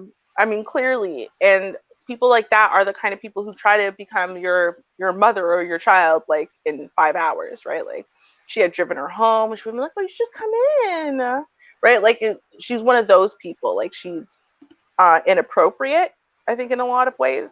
And I think it's because she's lonely, because she's probably driven off every person who did love her in her life ever. And she's weird. But I got to say one thing now. And I got this from, I'm sure, my mother, because my mother is the most annoying person in the world to have your hands in her head, because she needs to know constantly, and she's very impatient, right? So she thinks everything takes forever. She thinks everything's killing her. She thinks everything's burning her. And then she'll constantly want to touch what's there, because she can't see it, right? And I'm like that though. I know for sure, like if I can see what's happening, I'm fine. But if I can't see what you're doing, like if there's not a mirror in front of me, my hand, every 10 seconds, I will try to touch just so I can feel what you're doing and what it looks like. I don't know what it is. Like that part I kind of got. I'm like, okay, I have an issue with that. Like I can't do it. And so I finally just tell like hairdressers and stuff, like I have to be facing the mirror. If that's a problem for you, then I just won't, get your services. But I need to be facing the mirror. It's not because I don't trust you or whatever. It just has to do with like I need to see the process. Like I need to see it. If I can't see it, I'm going to become a problem for you. Oh my God. Yeah. Child. I know. No, I know. I'm bad like that. But I will say this also, and I think the part of this woman's story that I think is a little strange is, okay, so she's like, I don't have time to both wash and cut you. I can do a dry cut. Cool. The woman sits down and then she goes, I want blonde. She goes, sure, yeah, I have time to put bleach in your hair, let that process, then wash you, right? Then cut. Wait, I thought you didn't have time for, do you know what I mean? Like, I'm like, the bleaching thing with the foils and whatever, that's going to take a lot longer than, so I'm like, I don't know. That part of the story kind of sat a little wrong with me. I thought it was a little strange that she would say, no, I don't have time, but I'll have time for a dry cut. But yes, I have time to wash, cut, bleach. Like if you add 3 more processes in, then I have time. But if you don't add the 3 processes in, sorry, I don't have time to wash and cut. I just thought that was a weird thing to say. Like, I don't know. It made the story start off in a weird way for me. Okay. Like, I don't know. Like, no one else thought that was weird? I did think it was interesting. And the fact that she taken her, because nothing, when it comes down to hair, is just going to be dry, just dry. It never works that way. Right. Whatever the service is, if it's an hour long, you're going to be there an hour and a half minimum. It's just, I've just never seen where you just get in and get out. I don't care if no one's around, something's going to happen. So I'm thinking maybe she was just saying, well, I'm going to rush through you, what I'm about to do for you. So come on in if you're willing to do that. I'm thinking maybe that's what she meant. Okay, maybe. Because you have to wash it out, so it's going to be wet. So I don't get, why she would say that. So that's what I'm thinking. Maybe that's what she meant, but I don't know. Maybe. I don't know. So that part was weird. I'm pretty sure this woman was on drugs. And I say that not just because, she was, I don't mean the hairdresser, I mean the client. The Xanax husband. Yeah, Xanax husband one. Not only because she's making up random people that aren't there and stories that aren't there, because you give someone 4 Xanaxes, like you slip them 4 Xanaxes, they're not going to be awake in 3-4 hours to drive the car home, right? Like that's not how that works. But also because of other little things she said, it sounds to me like clients that, so I was an assistant at a hair salon, right at some point in my life, and there were a few clients who came in, either newly high on something, or suffering the effects of having been high last night. And some of these things sound like that. So, like, for example, with meth, And some other drugs, you start getting overheated, or you get like that creepy crawly sensation on your skin, and so it starts feeling really uncomfortable to have things touching your touching your skin. So then you'll start taking things off, like you can't, or you'll become really sensitive to the sound. So every time you move and the cape crinkles, or the foils crinkle, it's like driving you crazy, right? Stuff like that. They become hyper fixated on stuff, and so you start seeing a lot of that spastic kind of behavior in people who are on drugs. So I think she was on drugs. That's my thing. Okay. And crazy. I also think she was crazy though. Like, yeah. She was definitely on some opioids. Hey. Now, what you trying to say about me, Vonda?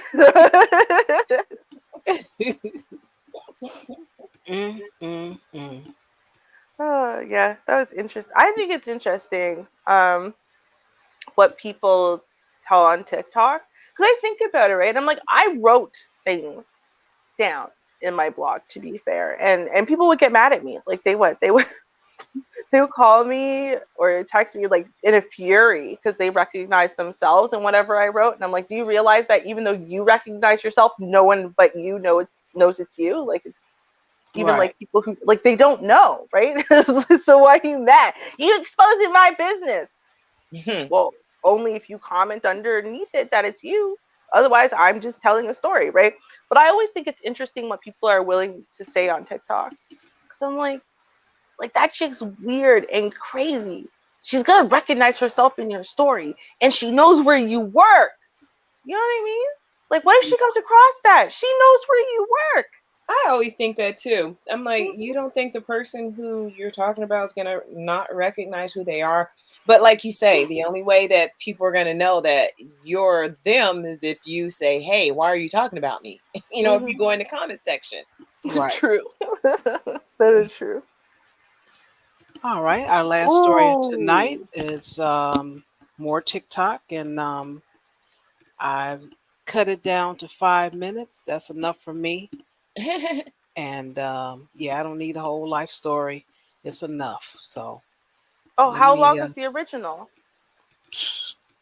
Days on end, and I'm not trying to get this woman's life. I don't care. She did several days. I think. I'm just not. Continuation of the story. Yeah, you'll get the gist of it. That's all we want is the gist. If you know more, hey, that's nice. All right. All right, here we go. Shit you not, I posted a video on Monday telling men that their dusty behavior is only harming them and that they would benefit from emotional intelligence. And I shit you not, by Friday, didn't have employment. Wow. All of this started with a Psychology Today article stating that men are lonelier than ever because they have no fucking emotional. All right, so I stopped it real quick. This has been something that's been going on. I've never seen there's so much on fighting between the men in YouTube, but there was a lot about this. So she is jumping on it, I guess you would say, riding the wave, because this is her industry. So she joined in on the TikTok conversation. So here's some more. Skills. And I agreed and doubled down and told y'all that y'all lives would radically improve if you expanded the shit that came out your mouth. But instead of healing, y'all will do anything but that. Instead of being accountable, like, hey, this bitch see me, and stirred a little bit, y'all got so hurt that you contacted NASA. That's exactly what happened. So first the post goes viral on Twitter, because y'all can help. And y'all wanted to argue with bitches blue till they fucking blue in the face. Some of you hoes is not gonna be saved. And that's the conclusion that I've come to. So because this shit's gone viral, I'm thinking, okay, cool. We starting a discussion on mental health, and people are, you might not like my fucking delivery, but motherfuckers is starting to talk, you know, shaking the tables. I don't give a fuck. But then it turns into this entire crusade of attacking a black woman who serves the fucking black community. there were comments like, I'm gonna find her credentials and report her because I told y'all to be better. Yeah, y'all are fucking weird. Y'all scream that y'all want to protect women, protect Black women specifically, but have done nothing to protect this Black woman who has been serving the communities. I have been violated in several areas, and I'm gonna outline each one. This article was written by a fucking Black woman, putting my full government and my place of employment. So being doxxed by a Black woman can't fake, kind of fucking hurts, and she never once reached out to me or contacted me so I could spend my side of the story. This is the article that spooked my fucking job and got me fired. Not only did she not have any regard for my safety, many other articles have been written as a result. Here are a few of them, just to name a few. All right, so I'll pause right there. So for me, if I didn't know anything else about this story, that would have been enough for me just to say, hey, putting a person's information out there is not a cool thing. We've seen that a lot when it came down to YouTube. Someone disagrees with someone or their feelings get hurt or whatever their issue is, they start, giving people information out. Not cool at all. Man or woman. And that's the other thing I would like to say. I get it. She feels some kind of way because it's a woman. I wouldn't have felt any different if it was a man, a child, a dog, a cat. That's just a no-no. It was unnecessary. Now, if I would have been reported to my employer directly, okay, I get it. I get why that would have been done.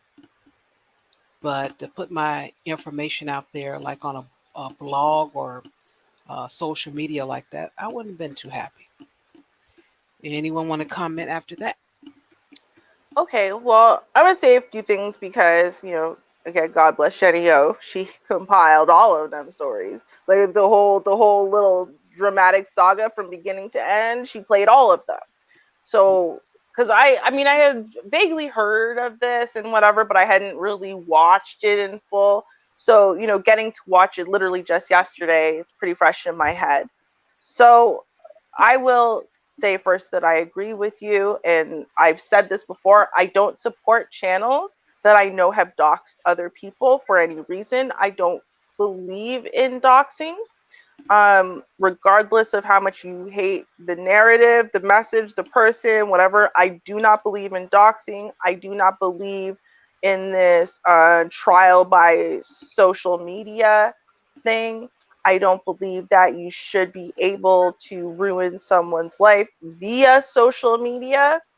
So I do have an issue with that. Now, that's a different story than, for example, with the Karens, right? Because I'm sure people will say, hey, hypocrisy, you love to... Yeah, there's a difference between me putting a video of someone acting badly in public on, on my TV or, on my account or whatever, versus me then looking that person up and posting the information of what their name is, where they work, what their children's schools are. You know what I mean? Like, there's two different things. Now, if what people don't realize, Celine commented on this, what people don't seem to realize is that her job was aware that she made the video response and that it was getting some media attention, right? It was going viral or whatever. They were aware of that at the beginning of the week. It's not that, oh, they found out she made this response and that's why they fired her. That's not what happened. What happened was they knew she had done this response. They knew that it had gotten some negative attention and whatever, and she was going viral for it. She hadn't lost her job as a result of it. Maybe they had a little talk with her about what they'd prefer in the future, but she didn't lose her job over it. But then someone doxed her. And then there was that article written, which put further. So not only did they put out her name, but they put out the company. Like, this woman works at this company. This company is supporting this woman. Blah, blah, blah, blah, blah. That's what happened. That's why she lost her job, right? She lost her job because she was doxxed in essence, and the company was doxxed. The company she works for was doxxed, and they said, okay, the board members said, we can't take that kind of risk, right? Same thing as Adpocalypse, same thing as so many, we can't take that risk. So it had nothing to do with what their belief system was, whether they really supported her or not, or whatever. Once you put that kind of negative, I guess, fixation on, there's nothing that they could do but to let her go, or, you know, there's a good chance they probably would have gone under in some way. So I think that part of it is wrong. I don't think it matters what you think about this woman or her beliefs or why she said what she said or whatever. What happened afterwards, I think, is very wrong, and it shouldn't have happened. And that's what I was only pointing at, because I, as of right this second, I don't even know what the rest of this video is gonna produce, but it'll come to my mind, because I don't really like listening to other people's commentary. I like mine to be fresh, whatever I have to say, and I don't, like I said, I don't concentrate on everything. I don't care about that. Just some things that stand out, and that is what I point at. And what stood out to me was the doxing. Yeah, I don't agree Right. with the doxing. I don't think that she should have been doxed, and I think that's where the true offense was. You know what? She applied for that job where she worked, and she knew what the rules and the regulation of that job was. When you're doing a type of job like that, as a public servant, there are certain, clauses, in your contract that you sign, and certain things that you're supposed to do. She went on a public platform of TikTok, and she says some things. She identified herself, I'm a licensed clinical therapist, or whatever it was that she said she was. She went up there and she said, this is what I do, and this is what I think people should do. You should get you some therapy, and she was very relaxed with her jargon and how she acted. I don't think she should have mixed the two. You're going to go on a public platform like that and you're going to talk like that. Don't be your professional you. Don't go on to that public platform telling everybody what it is that you do, and you're going to, kind of in a backhand way, give some advice on this TikTok video, because it's going to be inflammatory. She knew what she was saying was inflammatory. Nobody's going to want to hear that, men in particular do not like criticism, critiques, or instruction. Okay, they just don't, and that's just what it is. Instructions seem to really stand out when you said that sentence. I just wanted to point that out. Well, have you ever seen a man put together a chair, and where did these leftover pieces come from? Did you read the directions? I don't need that. They don't read instructions. They don't need instructions. They know how to put a chair together, or they know how to put the widget together, or whatever. But she did that. So when she went on TikTok and hit play or record or whatever it is, how you do a video, she put herself in jeopardy, by everything that came out of her mouth. Now, do I think she should have been doxxed? To me, that is the true offense. I don't feel like she should have been doxxed, because it was wrong. Because, people say things that are inflammatory all the time, and I don't think that, because you say something inflammatory and someone doesn't like it, that you deserve to have someone show up at your doorstep or at your job because you said something they didn't like. If you didn't like what I said, turn it off, hit skip, don't come to my page or whatever. But she put herself out there, but then someone took it a step further, and, they connected the dots. I don't think she should have, if she was going to speak like that, she was going to take it in a very, relaxed conversational tone, and it was going to be away from her profession. She should have kept it away from her profession. Yeah, that's what you do. I agree. When it comes to the job is going to be like, well, you mentioned this, this is what you do. And so now that reflects upon us. Now you've been found out, the article's been written and you found out. We based on the contract that you have with us, we do have to terminate you, because if someone, comes in and says, oh no, she gave me some bad advice and this is who you have working here, I'm suing y'all. It could just get even worse. So they didn't want to have the liability, so they let her go. At the end of the day, Understandable. At the end of the day, she's going to be okay. She has her credentials, and she knows what she's doing. She's going to be okay, but she's going to have to go about it in a different way. Maybe Yes. this will be a way for her to be self-employed rather than working for a company, that, you do have to follow their standards and their policies. Yes, I agree. Let's listen to the rest and see what we come up with here. Can I do it? I'm gonna fucking do it anyway.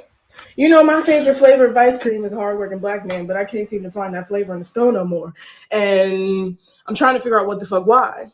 In my experience, specifically when it comes to dating, black men just off top want bitches to submit, but provide nothing to submit to. Nowadays, y'all don't even have the education or credentials to be talking to a bitch, especially out the side of your neck. I found that in a lot of intimate relationships, there's this pit-pat like competition of who makes the most and who does this and who does that, when it should be a symbiotic relationship. Black men are so consumed with being dominant and being on top. For what? At the cost of dimming your bitch's shine. I was in a relationship with someone who said they no longer respected me the moment I started making more than them. Behavior. Say you need to expand your emotional vocabulary. It's so your life can be easier. Don't you want to be able to communicate with your bitch? I think yes, right? Long gone are the days where you can just shut down. Bitches is not tolerating that. Like, it used to be where men provided financially or with schmeat, and bitches can make their own self come and we can pay for our own shit. So I'm gonna need y'all to catch up on the emotional part. If a bitch is telling you, I need you to communicate more, open your fucking mouth. But you know what I realized? And let me back up. A common misconception about me as a clinician is that 90% of my clientele have been men. Black men specifically.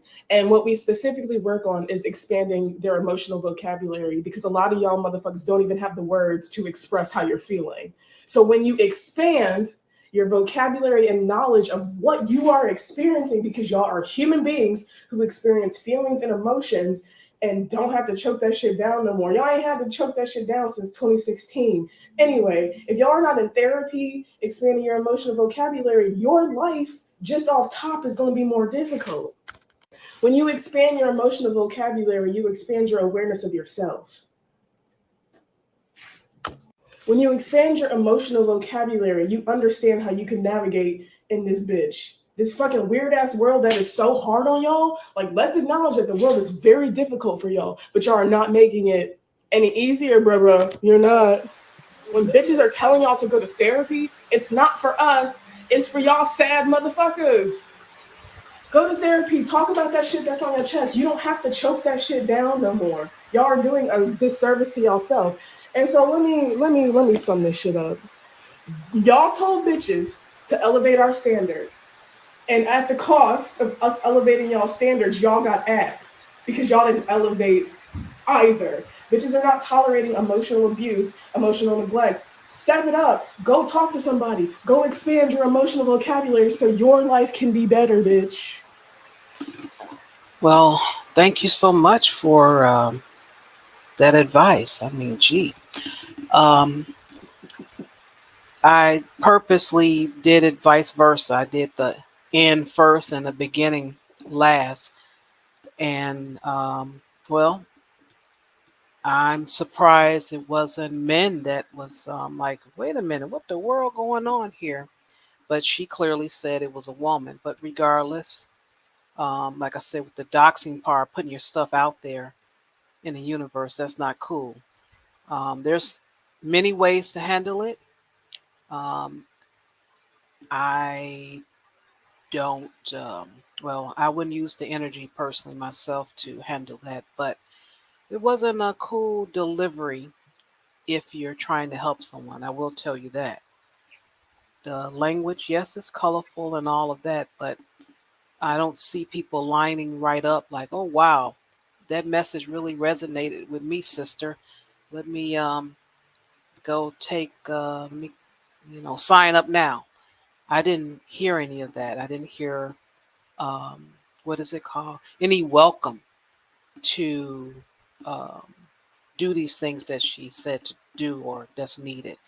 A lot of times you just catch more flies, with sweet little stuff or bees. If it's sweet, tasty, let me go check it out. But if it's nasty and bitter, well, you normally go the opposite way. But see, that was the way she displayed it, and I think that's where her mistake was, is the way she displayed it, and the fact that she coupled in, "I'm a clinical therapist." It's like, okay, well, you know what? I won't be calling you. Now on the conversational level, if she's just talking to a relaxed crowd of people on TikTok, the audience is wide. She could have just kept it wide and say, okay, let me do my rant. Boom, boom, boom. This is how I feel. But she comes on, I'm a clinical scientist, and you dusty bitches, and this is what your bitch needs to be doing. And what? And so she's sitting up there ranting like that, and it's like, okay, girl, on the girlfriend level, I kind of agree with what you're saying, but as a therapist, I won't be asking for your card. Yeah. She shouldn't have mixed the two. I mean, I think that's where her downfall was, is that she did not keep her professional business in its professional area. But she can come on TikTok and she can talk about whatever she wants. But when she leads with, here I'm on TikTok, I'm a clinical therapist, and you bitches need some therapy because you got dusty mentality. Wait a minute, honey, that's not gonna work. And Okay. that's where she messed up. And I think that's where her immaturity showed. Mhm. The audience that she was talking to, I wouldn't be that audience. So, she's younger than me. She's not speaking to me. But in the way that she was speaking, she would have appealed to somebody, maybe not a professional somebody, but she could have appealed to someone that'd be like, oh, yeah, girl. Yeah, I agree. They need to, increase their emotional intelligence. But then when you started out with, I'm a therapist and, you dusty bitches needs, I'm like, yeah, I won't be calling you sis, but yeah, on a around the way homegirl type of thing, I kind of hear what you're saying, but I won't be coming to you for any professional advice. Yeah, she was talking to one of her girlfriends or, at the Yeah, family cookout or that's something. what we do. I mean, we're not all clinical, when we're in our, our tank tops and our shorts, Mhm. Yeah, that's. No, I see. Uh-oh. Sorry. I've been trying to work on not starting conversations with "no" or "you're wrong" because I've been told that it's counterproductive to open conversation. I'm sorry. It's okay. I didn't mean to do it. It's all right. Because I wasn't even like saying no to like anything like you said per se. More in that the fact that I don't think it fits her. And so how do I say this? Minstrel show. That's how I saw this entire thing. And the reason why I'm calling it a minstrel show is because I don't think that it rang true, as in that language, any of the language that she used, all the so-called colorful language, if that came naturally to her, it would have been a different story. But it doesn't. And it doesn't. In case you didn't catch it, you didn't feel the fake assery from the first, like from the, ranting video, just think back to the when she's actually angry because she got fired. Uh-huh. Right? The language. That's when you're gonna catch people at their most raw, when, They're off, they're not on the whole I'm on my work code, right? They're just like being natural themselves and whatever. And you're going to see this is what their natural pattern of language is. This is what they're like when they're really aggressive. This is what they're like when they're casual, right? And all of that language she was using, right, in these videos here at the beginning one, it's not the same. She's not speaking the same, right? Bitch is this, bitch that, niggas this, dusty that, da da da da da. She doesn't speak like that, right? So she put on a show, and she was putting on a show intentionally, right? Which, and so this, okay, so I had two things to say. First is minstrel show. The second is implicit bias and its harm. Okay. And so she's putting on this minstrel show. Why? Because she thinks that the only way she's going to be able to get Black people, especially Black men, to hear her is to be on the level, right, of the stereotypical. This is what the stereotypical Black person is. This is Black language. This is how Black people think. This is how Black people will understand you. You won't be able to speak to the average Negro by using just typical English words and whatever. You got to throw in some hood slang there and be disrespectful and aggressive and in your face. And there's no way at all that you could speak to the American Negro without speaking like that. And that's what she did, right? And so she obviously has a very low, to me, already concept, right, belief system about Black people, because that's what she decided to put on to try to get them to hear her / listen to her. And it's nothing about it is natural. For right? her. For her. Right. Right. For her. Yes. Right. There are people, man, every other word they say is some word that I would, in a vacuum find offensive, but out of their mouths, it just doesn't register because it's them, right? So they're just speaking, and that's not what she was doing. The second issue that I have with that, though, is about what implicit bias does when you are in a position where you are a teacher, where you are a therapist, where you are a parent, where you're in some level of authority over another person, right? Your implicit biases against them, right, is going to hurt them, because people will, whether you hold these beliefs consciously or not, people are going to live up or down to your internal beliefs about them.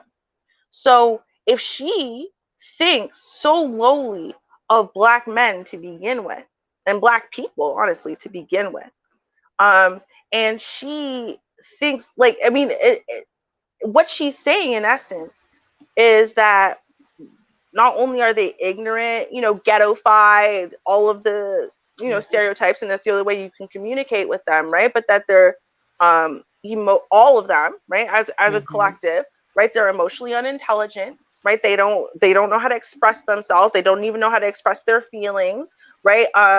Black women stepped up their game. Black men failed to do so, and now they're all going to die alone. Right now, I understand, right? For a lot of people, especially with the whole, I'm sorry, I'm going to say it, Kevin Samuels train, right? That women feel like it's fair game for them to say it. Black men are saying it about them, and da da da. I get it, right? But what I'm saying is, again, she's a therapist. She claims that she was speaking to really be helpful.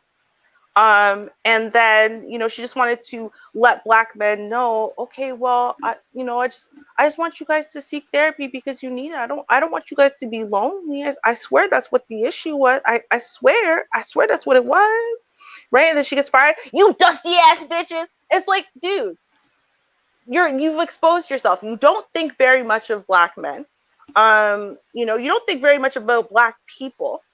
And there's a good chance that, honestly, Black men are better off without you. I'm sorry. That's really, at the end of the day.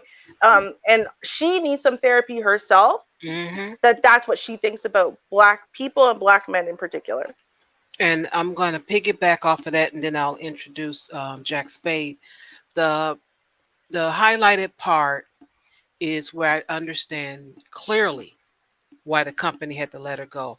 Because this is on her bio of the company, saying she strives to help each client understand themselves in a comforting, safe, and non-judgmental environment. That was very harmful for the company. They like, oh no, and you can't blame them for that. Also, that article, and I get she jumped on it because it was hot, but it wasn't targeted toward black men. It was just targeted to men in general, and people have been running with that, and it's just been a mess ever since. And now, I'd like to introduce the one and only Jack Spade. Hey. What's going on, Mr. everybody? Hey. And I hate to break the bad news. I have a twin. So there's two of us floating around here. I'm just joking. I'm just joking. There's only one of me. Oh, okay. All right. How are you? All right, I'm going to make this quick. So it's going to be 2 points. Okay. Okay, so the past 4 employers that I worked for, I've had to sign what is called a social media conduct addendum. Each one I had to redo it at the end of the year. And basically, I think folks know what it is. Basically, if whatever I do or say on social media that brings negative attention to the company and or presents a negative image as me being a representative of that said company can result in administrative actions up to termination. Correct. So that is the reason why, one of the part of the reasons why I don't show my face on YouTube, and my conduct it's mild, except for like maybe 1 or 2 of my uploads I did kind of go overboard, but that's the reason why I act the way I act, and I'm very careful with some of the things I said. Even my uploads is because anybody has any beef, especially now with me being a supervisor, anybody has any beef against me, I say something that rubs the person wrong way, they can pull up my stuff, present it to HR, and next thing I know, I'm unemployed, and I understand that. And like I said, I've signed these addendums, and that's life. And I'm not too sure if this young lady had to sign one, but folks need to understand. Oh, and let me get that ties into the second one. So I was on a live stream maybe about a week and a half ago when this first blew up, and the women on the panel was saying that her First Amendment rights were violated, and I had to break it down to them. Like, 1, no, individual speech is not protected by the First Amendment, only group speech. And I told them also, number 2, it was not violated because she still has a privilege of free speech on social media, but she can't do it while she was an employee of the company who fired her.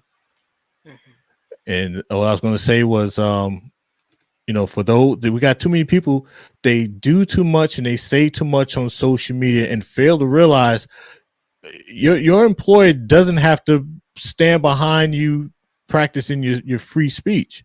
No one's taking your speech away. You just can't do it on company time and company image. And last part, there was a young lady on that panel. She, tried to rebut everything I said. I said, okay, you own a company, you own a small business, and you have an employee that does something that reflects bad on your company because you're the one that hired her. Would you fire the young lady to save face for your company? And she hemmed and hawed and she tap danced all left and right. And I basically told her, you'll fire the young lady without a doubt. If it means you saving your money, saving your reputation, you would kick that chick to the curb as quickly as possible. Yeah, sure would. Think about that January 6th incident.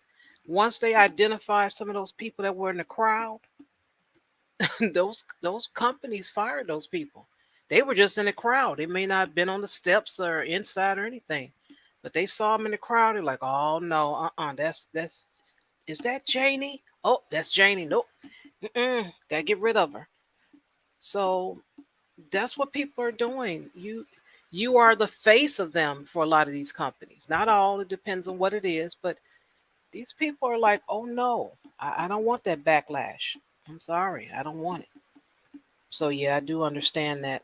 And as far as what she wants to say, well, she has free reign now. She can say whatever she wants to say. She could use this opportunity, but it still need to be cleaned up, because how are you going to encourage someone to get help when you look like you need some help. You know, the way you're talking and you're Mhm. harsh and everything. I wouldn't know. She's talking to men. If I had a guy that had a problem, I wouldn't sign him up for her, with her. Nope. Oh, honey, I know a girl. I saw on TikTok. No, not Right? at all. No. Mm-mm. Nope. And She'll probably have to move out to New Mexico somewhere where probably they don't know who she is, because the likelihood of her getting hired, where she at, in Cleveland, somewhere, wherever the hell she is, No. man, she gonna be bad business. Nobody's really gonna touch her. well, It's Cleveland. Yeah. Okay. no, she can get she be able to get a job at a women's only type thing that helps women feminists. Like, she'll be fine. But you know, no, she will. But that's the thing. You have to recognize where you're at. Like, it's funny because I was going through some of my comments on WordPress on my blog, and you know, because I respond. People don't like my opinion sometimes. I don't know why. It's weird. But right, this one person called me a female misogynist. They're like, oh, they're like, up until today, I thought that female misogyny was an urban myth. A better feminist than many of the females of my acquaintance, I believe that choice is much more than a buzzword used in abortion controversies. Choice between skirts and pants, choice, blah, blah, blah, blah, blah, blah, right? And then she said basically that I don't have a right to comment on the fact that I don't think man skirts are sexy, nor will I ever, nor do I think that it will ever be masculine in, you know, Western society. I said, no. Just like you have the right to walk out your door in man skirts, you have a right to walk out your door with no bra on, with your boobs on the floor, right? You have a right to do all those things, but you don't have a right to my opinion, right? I am allowed to think those things look ugly, unattractive, gross, whatever. I'm allowed to think whatever I want about whatever you are allowed to do, right? Just because you have freedom of speech or freedom of, you know, person or whatever it is, right, doesn't mean that gives you freedom from negative opinions or negative consequences from those actions, right? So freedom of speech is about the idea that you're allowed specifically to speak out against the government, against, you know, powers, without them being able to lock you up for it, right? You're able to say, no, I don't like the way the president's acting, without them locking you up for 50 years or whatever to silence you. You know, freedom of information, stuff like that. It's not about your right to be able to have an opinion about something, and then a private company that employs you has to continue paying you money, even though whatever you stand for, they feel is adamantly opposed to their mission statement. Like, at the end of the day, if 90% of your clients are male, and you come out and say everything that you said, and they keep you employed, what they're in essence saying is that they are okay with that mindset that you have, working with young, vulnerable, impressionable male minds, first of all. And second of all, they agree with you that men should be taught exactly what you are saying, right? And as though all of the men who show up in your practice, their real problem is they just got to step their game up, because black women, you know, black women, this and that, Do you realize that black men? Listen, I'm not saying there's not dusties in the world, okay? I'm not saying there's not ain't shit, no accountable. I've been complaining about one every time that I get on the stream since the start of June, right? Like, listen, I'm not saying that there's not any ancient no count dudes out there, right? But to act like that is the global generalized issue, not just of men, but of black men in particular, is disgusting, right? Most people who show up to counseling, because this is the thing, they're showing up to counseling already. Most people who show up to counseling or who need counseling, their issue isn't that they're just ain't shit, no count people, right? It's normally they have trauma, abuse, abandonment issues, whatever, right? And no level of anything that she said is going to fix that, other than someone validating your pain, validating your struggle, validating your experiences, right? And validating your humanity. And it doesn't very much sound to me like that would be the advice or support that she'd even be offering. Like, Right. right? She's like, yeah, I know you black men. I know y'all have a heart and everything. But come on. It's like, yeah, that's not a What it problem. Like, sound like. no. Yeah, that's what she sound like. Before Miss, I was Sorry, gonna say before Miss Regina jump on, I want to say something real quick to Classic Ruby. Mhm. Okay. Classic Ruby. Nobody that I know is no shit man in the Dusty. All right, go ahead there, Miss Regina. Welcome. You haven't rented your house out to nobody yet. Just you wait. Try to rent your house out to somebody. You'll see. Okay, sorry. Go ahead. Oh my goodness. Good evening, everyone. Good evening. Hello, darling. Hello, loves. Oh my goodness. Y'all done got seriously deep over here. Seriously deep. Got it. What you thinking? What you thinking? I've only listened for a little bit. I cannot give a full cannot provide full input. But if somebody, if she needs to, she's presenting herself as one thing and then saying something else. Is that what I'm understanding? She's presenting herself one way professionally, and then. Well, I don't know a professional side. I haven't seen that. Well, but I'm just saying, because this picture of her, that's her professional profile, correct? Correct. That's her professional profile. That's the image that she's putting out there, that's who she is as a professional. Correct. But something else has happened? Sorry, you gotta play Regina the video, because I don't think she heard the words that this woman said, because it's been a saga over several days. And basically she jumped on a TikTok trend, right? About an article that was written in Psychology Today about a trend of men being very lonely, pretty much, right? And so she jumped onto this trend. She comments on it. It goes viral in a very negative way. So then she jumped on and apologized. She went on this whole 50-minute long diatribe. She was crying and everything, talking about how her heart breaks for the black man and how much she loved the black man. And, that's not how she meant it. Her message was clear. She loves the black man. Da, da, da, da. And so anyway, then someone doxes her. And then she came back on TikTok to call people a bunch of dusty bitches who got her fired. No. Oh, she didn't come back to try to clean up. She didn't bring the cleanup crew. She brought back the who crew. Now what I have to show is the part when she went viral. So that'll be the beginning. Goodness. So that I'm going to show you. So now you understand.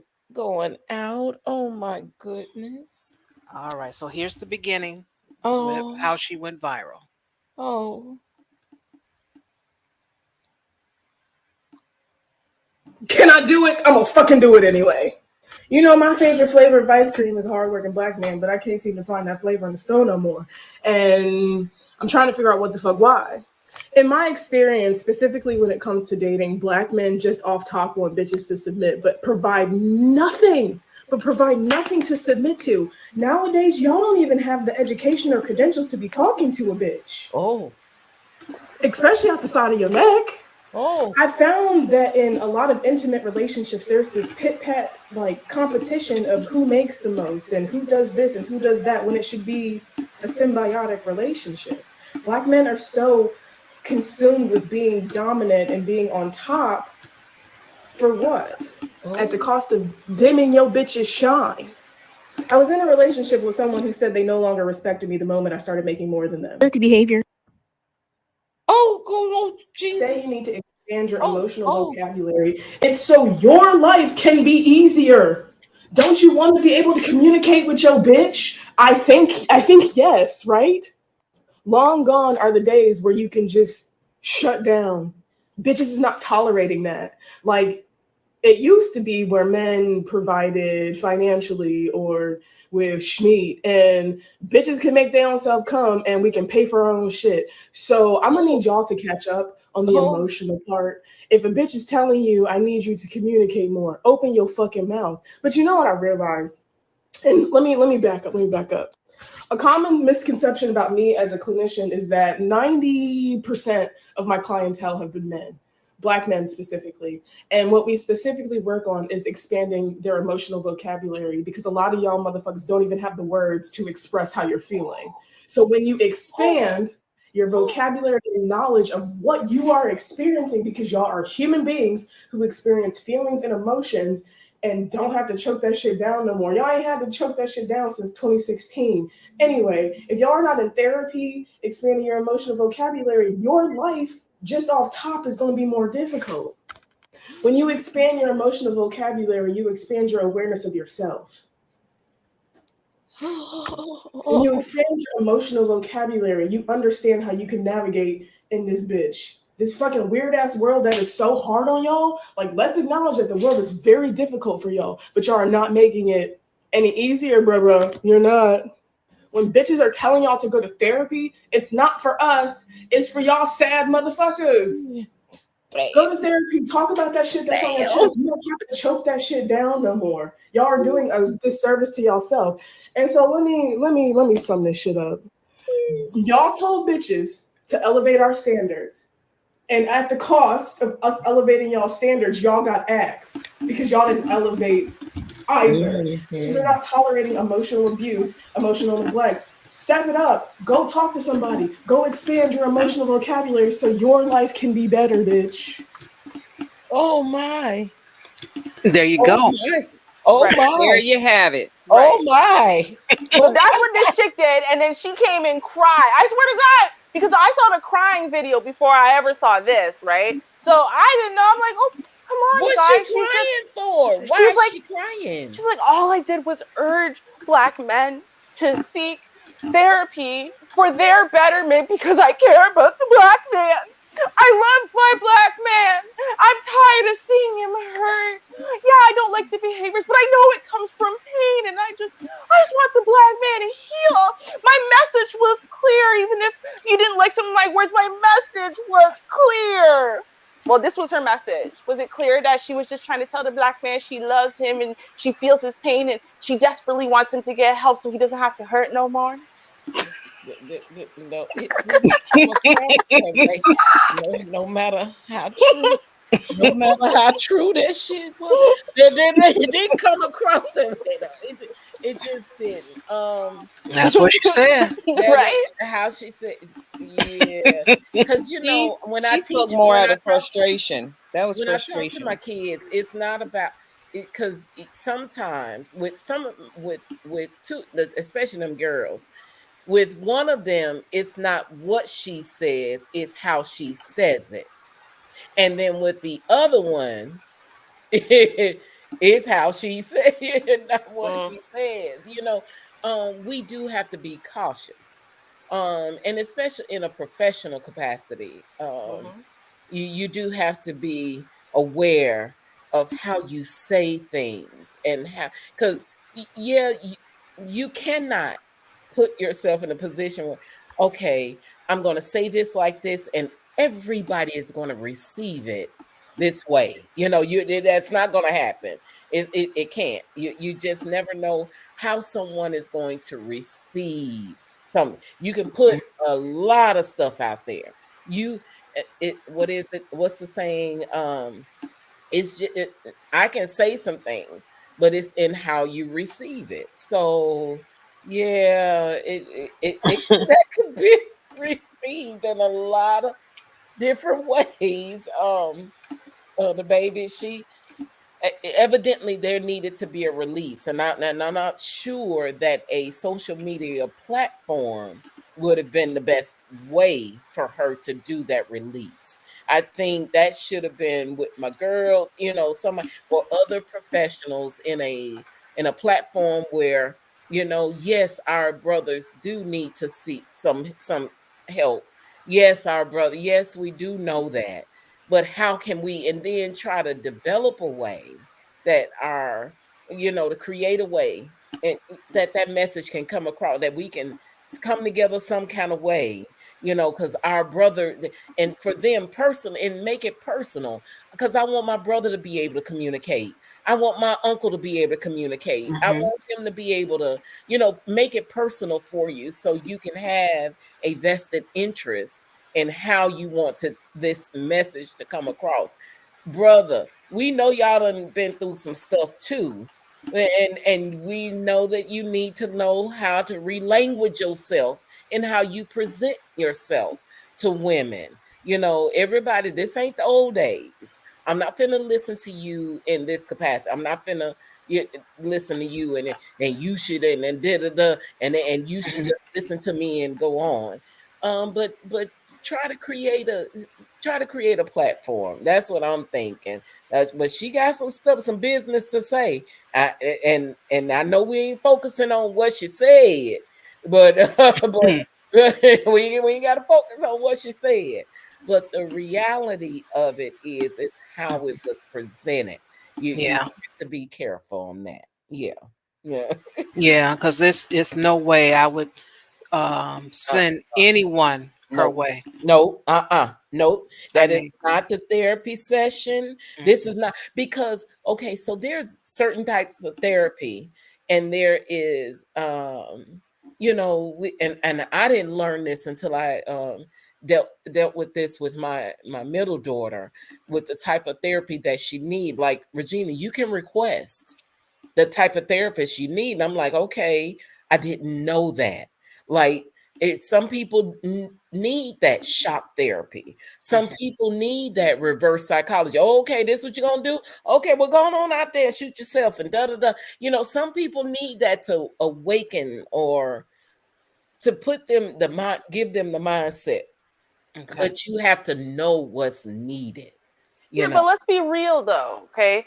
Be I think in the Black community, if a man needs a woman psychologist or a woman therapist, it's not for shock therapy. Because the fact of the matter is, it is incredibly easy for the average Black person, especially Black man, to think of all of the shock therapy he's received in an unprofessional setting from Black women, right? Because that is generally how we react when we're angry, but also when we're not angry, when we're sad, when we're anything vulnerable, right? Anger is a safer emotion for us, right? Being aggressive, being roasting, all of those things. Like, it's something that comes very naturally instead of softer, more vulnerable things.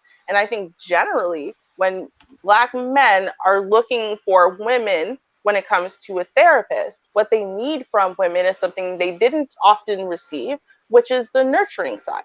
The nurturing side of women, the understanding capacity we have, the softer, okay, let's talk it through, whatever. Normally when men need shock therapy, they need shock therapy from other men, right? They need another grown-ass man, especially one that they can respect and appreciate in that way, whatever, to give them a little backhand or five, right? And sometimes women need that from women. But it's you know, it's not very often that the shock therapy thing, because the men have been using that excuse, you know, well, women don't listen when you speak to them softly. Well, yeah, but when you speak to women harshly, like as a man to a woman, it just gets our guard up. It gets our defenses up. It makes us want to just retaliate, right? Like a lot of women who are like that against men, what they need is a father, and a father doesn't, you know, backhand you, right? He might be firm, right? But he speaks to you with calmness, with patience, with understanding, with love, with care. Do you know what I mean? Like I think that it's different when we're talking about same gender versus cross gender, you know? Yeah, it is very difficult when we're talking about cross gender, because especially in later in years, because a woman receiving that level of chastising and that you should have done and you should have done at a mature age from a mature man, versus being younger. When we're younger, we're receiving, that's what we're supposed to, we're receiving discipline. That's expected. That somebody's going to say, you ain't supposed to do that. You ain't supposed to talk back. You ain't supposed to do that. You're expecting it then. But as an adult, you're not looking for that. As a mature adult, you're not looking for that. You're not looking for somebody to come in and say, oh, you did this and you did that and you knew better. You should not. You're not looking. So it does. And to piggyback on that, you're not expecting, you're not ready to receive, somebody sharing that with you. You knew, but you should have known better than to say that this is not the appropriate time. Well, no, this is what I was feeling. This is what I need to say. We have to, I think when we look at, and this is going into a whole nother realm when we talk about mental health, because she even displayed some things, even in her outbursts, she displayed some things that it's like, okay, honey, well, what have you dealt with to put you, why you gotta go so, because whatever caused it may not have warranted all of that. It may not have warranted that full part of, and another reason why Black men need to be and and then they need to be in therapy and all this, that whatever triggered something within her as well. And so we have to be cautious when you put yourself out there like that. She let the gates open, and then who let the dogs out and all of that. She did the whole thing. She opened the gate, the floodgates was open. And now, she got to come back and cry. Yeah. She got to come back. But see, she wouldn't be crying if she hadn't done that. She spoke completely out of frustration. And she released something. That's right. Yeah. And in that frustration, she said, I'm a therapist. Yeah. I help people. Yeah, well, no. The two didn't go together. The two didn't go together. You ain't helped yourself, girlfriend. If she was going to come on there and talk about that the article and just say, hey, this is what y'all need to do. And I'm just, Joe Blow, but no, I'm a therapist. Is she just the two just didn't mix, and it didn't come across right, because there was no way that what she said was she gonna, a whole bunch of people was gonna like it. I mean, she cussed a lot, she did a lot of name calling, it wasn't respectful. So you're gonna get some backlash for that. But what? And on top of that, you're a therapist. How dare you? So the people who were offended were even more offended. Especially if 90% of her clients are men, which means, shouldn't she have said anything in her little diatribe about men's feelings, thoughts, responses to any of this? Like, if you work 90% with men, right, then how is your entire perspective guided solely by the online sisterhood, right? Like, where's the part where you say something about how emotional intelligence, blah blah blah? Men, I know y'all are concerned because you always say nice guys finish last, but or something, you know what I mean? I know what men are saying. Yes. She didn't acknowledge their concerns. She just made fun of them. That was it. No hope at all, actually. None.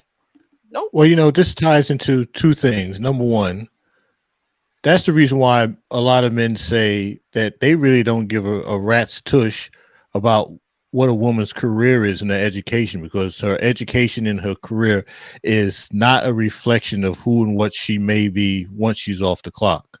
And number two, she claims that she's 95% of her clients are men, but that falls in the same category as Mr. Kittenheels, claiming to be a image consultant and only owned 2 suits for like a good 4 years. I said it. He said it.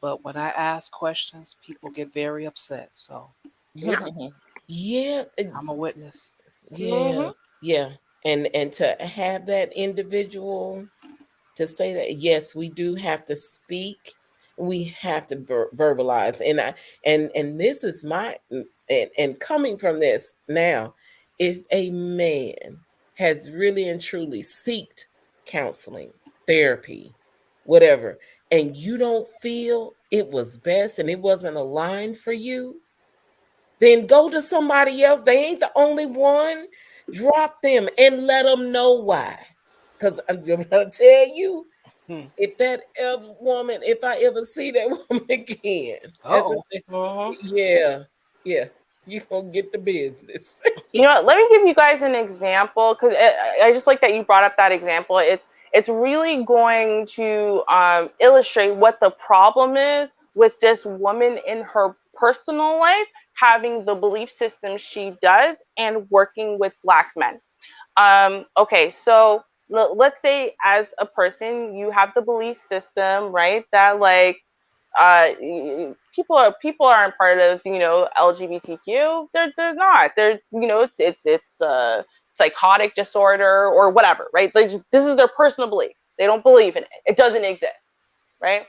And then they get someone in who says, "That's what my problem. You know what? Listen, I've come to realize this is who I am, right? And you know, I'm really struggling in life also, right? Maybe because of that, maybe because of something else." Well, if they have this incredibly strong belief, maybe it's based on Christianity or so on and so forth, right? They can't just come out to you and say, "You're wrong, go to a programming camp," right? They can't do that. They're not allowed to do that, right? But they're not going to sit there, right, and try to keep asking you questions and trying to really, let's get to the root cause of your pain and your issue, because they've already decided what your pain and your issue is, right? Which is this LGBTQ thing. I know, because I went into therapy because I had been sexually assaulted, and I was acting out very badly as a result, drinking. I was out of, like, I was not doing well, and I was very suicidal in a lot of ways. And I went to therapy, and so, you know, one of the first things they ask you is about your family. So I just mentioned my mom's this pastor, devout Christian, blah blah blah. That's a whole story there. That's what I said. And I'm like, my other parent, well, you know, my dad is transitioning to become a woman, you know, so, and then like I went to move on. But this therapist couldn't move on. That must be my issue, right? And so even though what was my issue, I couldn't verbalize it, I couldn't fight to be able to say, no, this is, but you know, it's like, no, this therapist had decided that my issue was that my parent is trans, right? And so every question that I was asked for 3 different sessions over a whole hour kept kind of guiding us back to, let's focus on my father, let's focus on my childhood, let's focus on me being a daddy's girl, let's focus on, that had nothing to do with anything, right? Like literally nothing to do with anything, right? And it was so almost frustrating, right? Because I could see by the end of the 3rd one, I never went back, that, you know, oh, you have a narrative. And it's funny, the last one, as I was leaving, that person, I noticed that person had like one of those little rainbow things on their door. I went, oh, so you've experienced a lot of bigotry. You've experienced a lot of hate because of your sexual orientation. And so you've decided, I came in because I had that same hidden bigotry, even though, again, not my problem. Never even got to the place where you asked me what my problem was, right? We just went 3 hours of the assumption, right? And this is the problem. If a Black man walks into that woman's office, right? Well, she already knows what his issue is, right? He's emotionally stunted. He doesn't have the good words to express how he's feeling. You know, he ain't shit. He don't work hard. So that's what, no matter what he says, that's the path she's going down. She's not looking for other explanations of what could possibly have brought him in today, right? It must be one of those things. His relationships must be failing. Maybe he hates his mom because right, and that's all she's going to focus on. Yep, that's what she talked about. And I'm going to go ahead and end it here, but I also wanted to say, in no part of the article was it saying that it was black men. Ever. So that's just unfortunate that it has been taken out of context everywhere and gone viral. Right. Because she was a black woman, they assumed that it was a black. She No, was speaking of black. she made it about black men. It's not they assumed. She made it. Everything she said was about the black man. It wasn't them. Even though, let's be real, me and Shar, how many news things have we covered about Asian men in Asia, right? Inventing things to make them less lonely, like a hand they can strap to their arm to make them feel less lonely as they're walking through through crowds. Come on now. Come on. Yeah, it's something else. But I want to thank you all for tuning in tonight, joining us. I appreciate the conversation, the respect, and I didn't get punked this week. Thank you. Yay! Yay! And I even stayed a little bit later, but you guys stay tuned. Hopefully I'll have some good connections. I won't get a drop off again. And if I do, well, like I said, so far 3 minutes and I'm back. But you guys, please have a great week. Be safe out there. There's so much going on. And until we meet again, peace. Cheers, y'all. Peace out.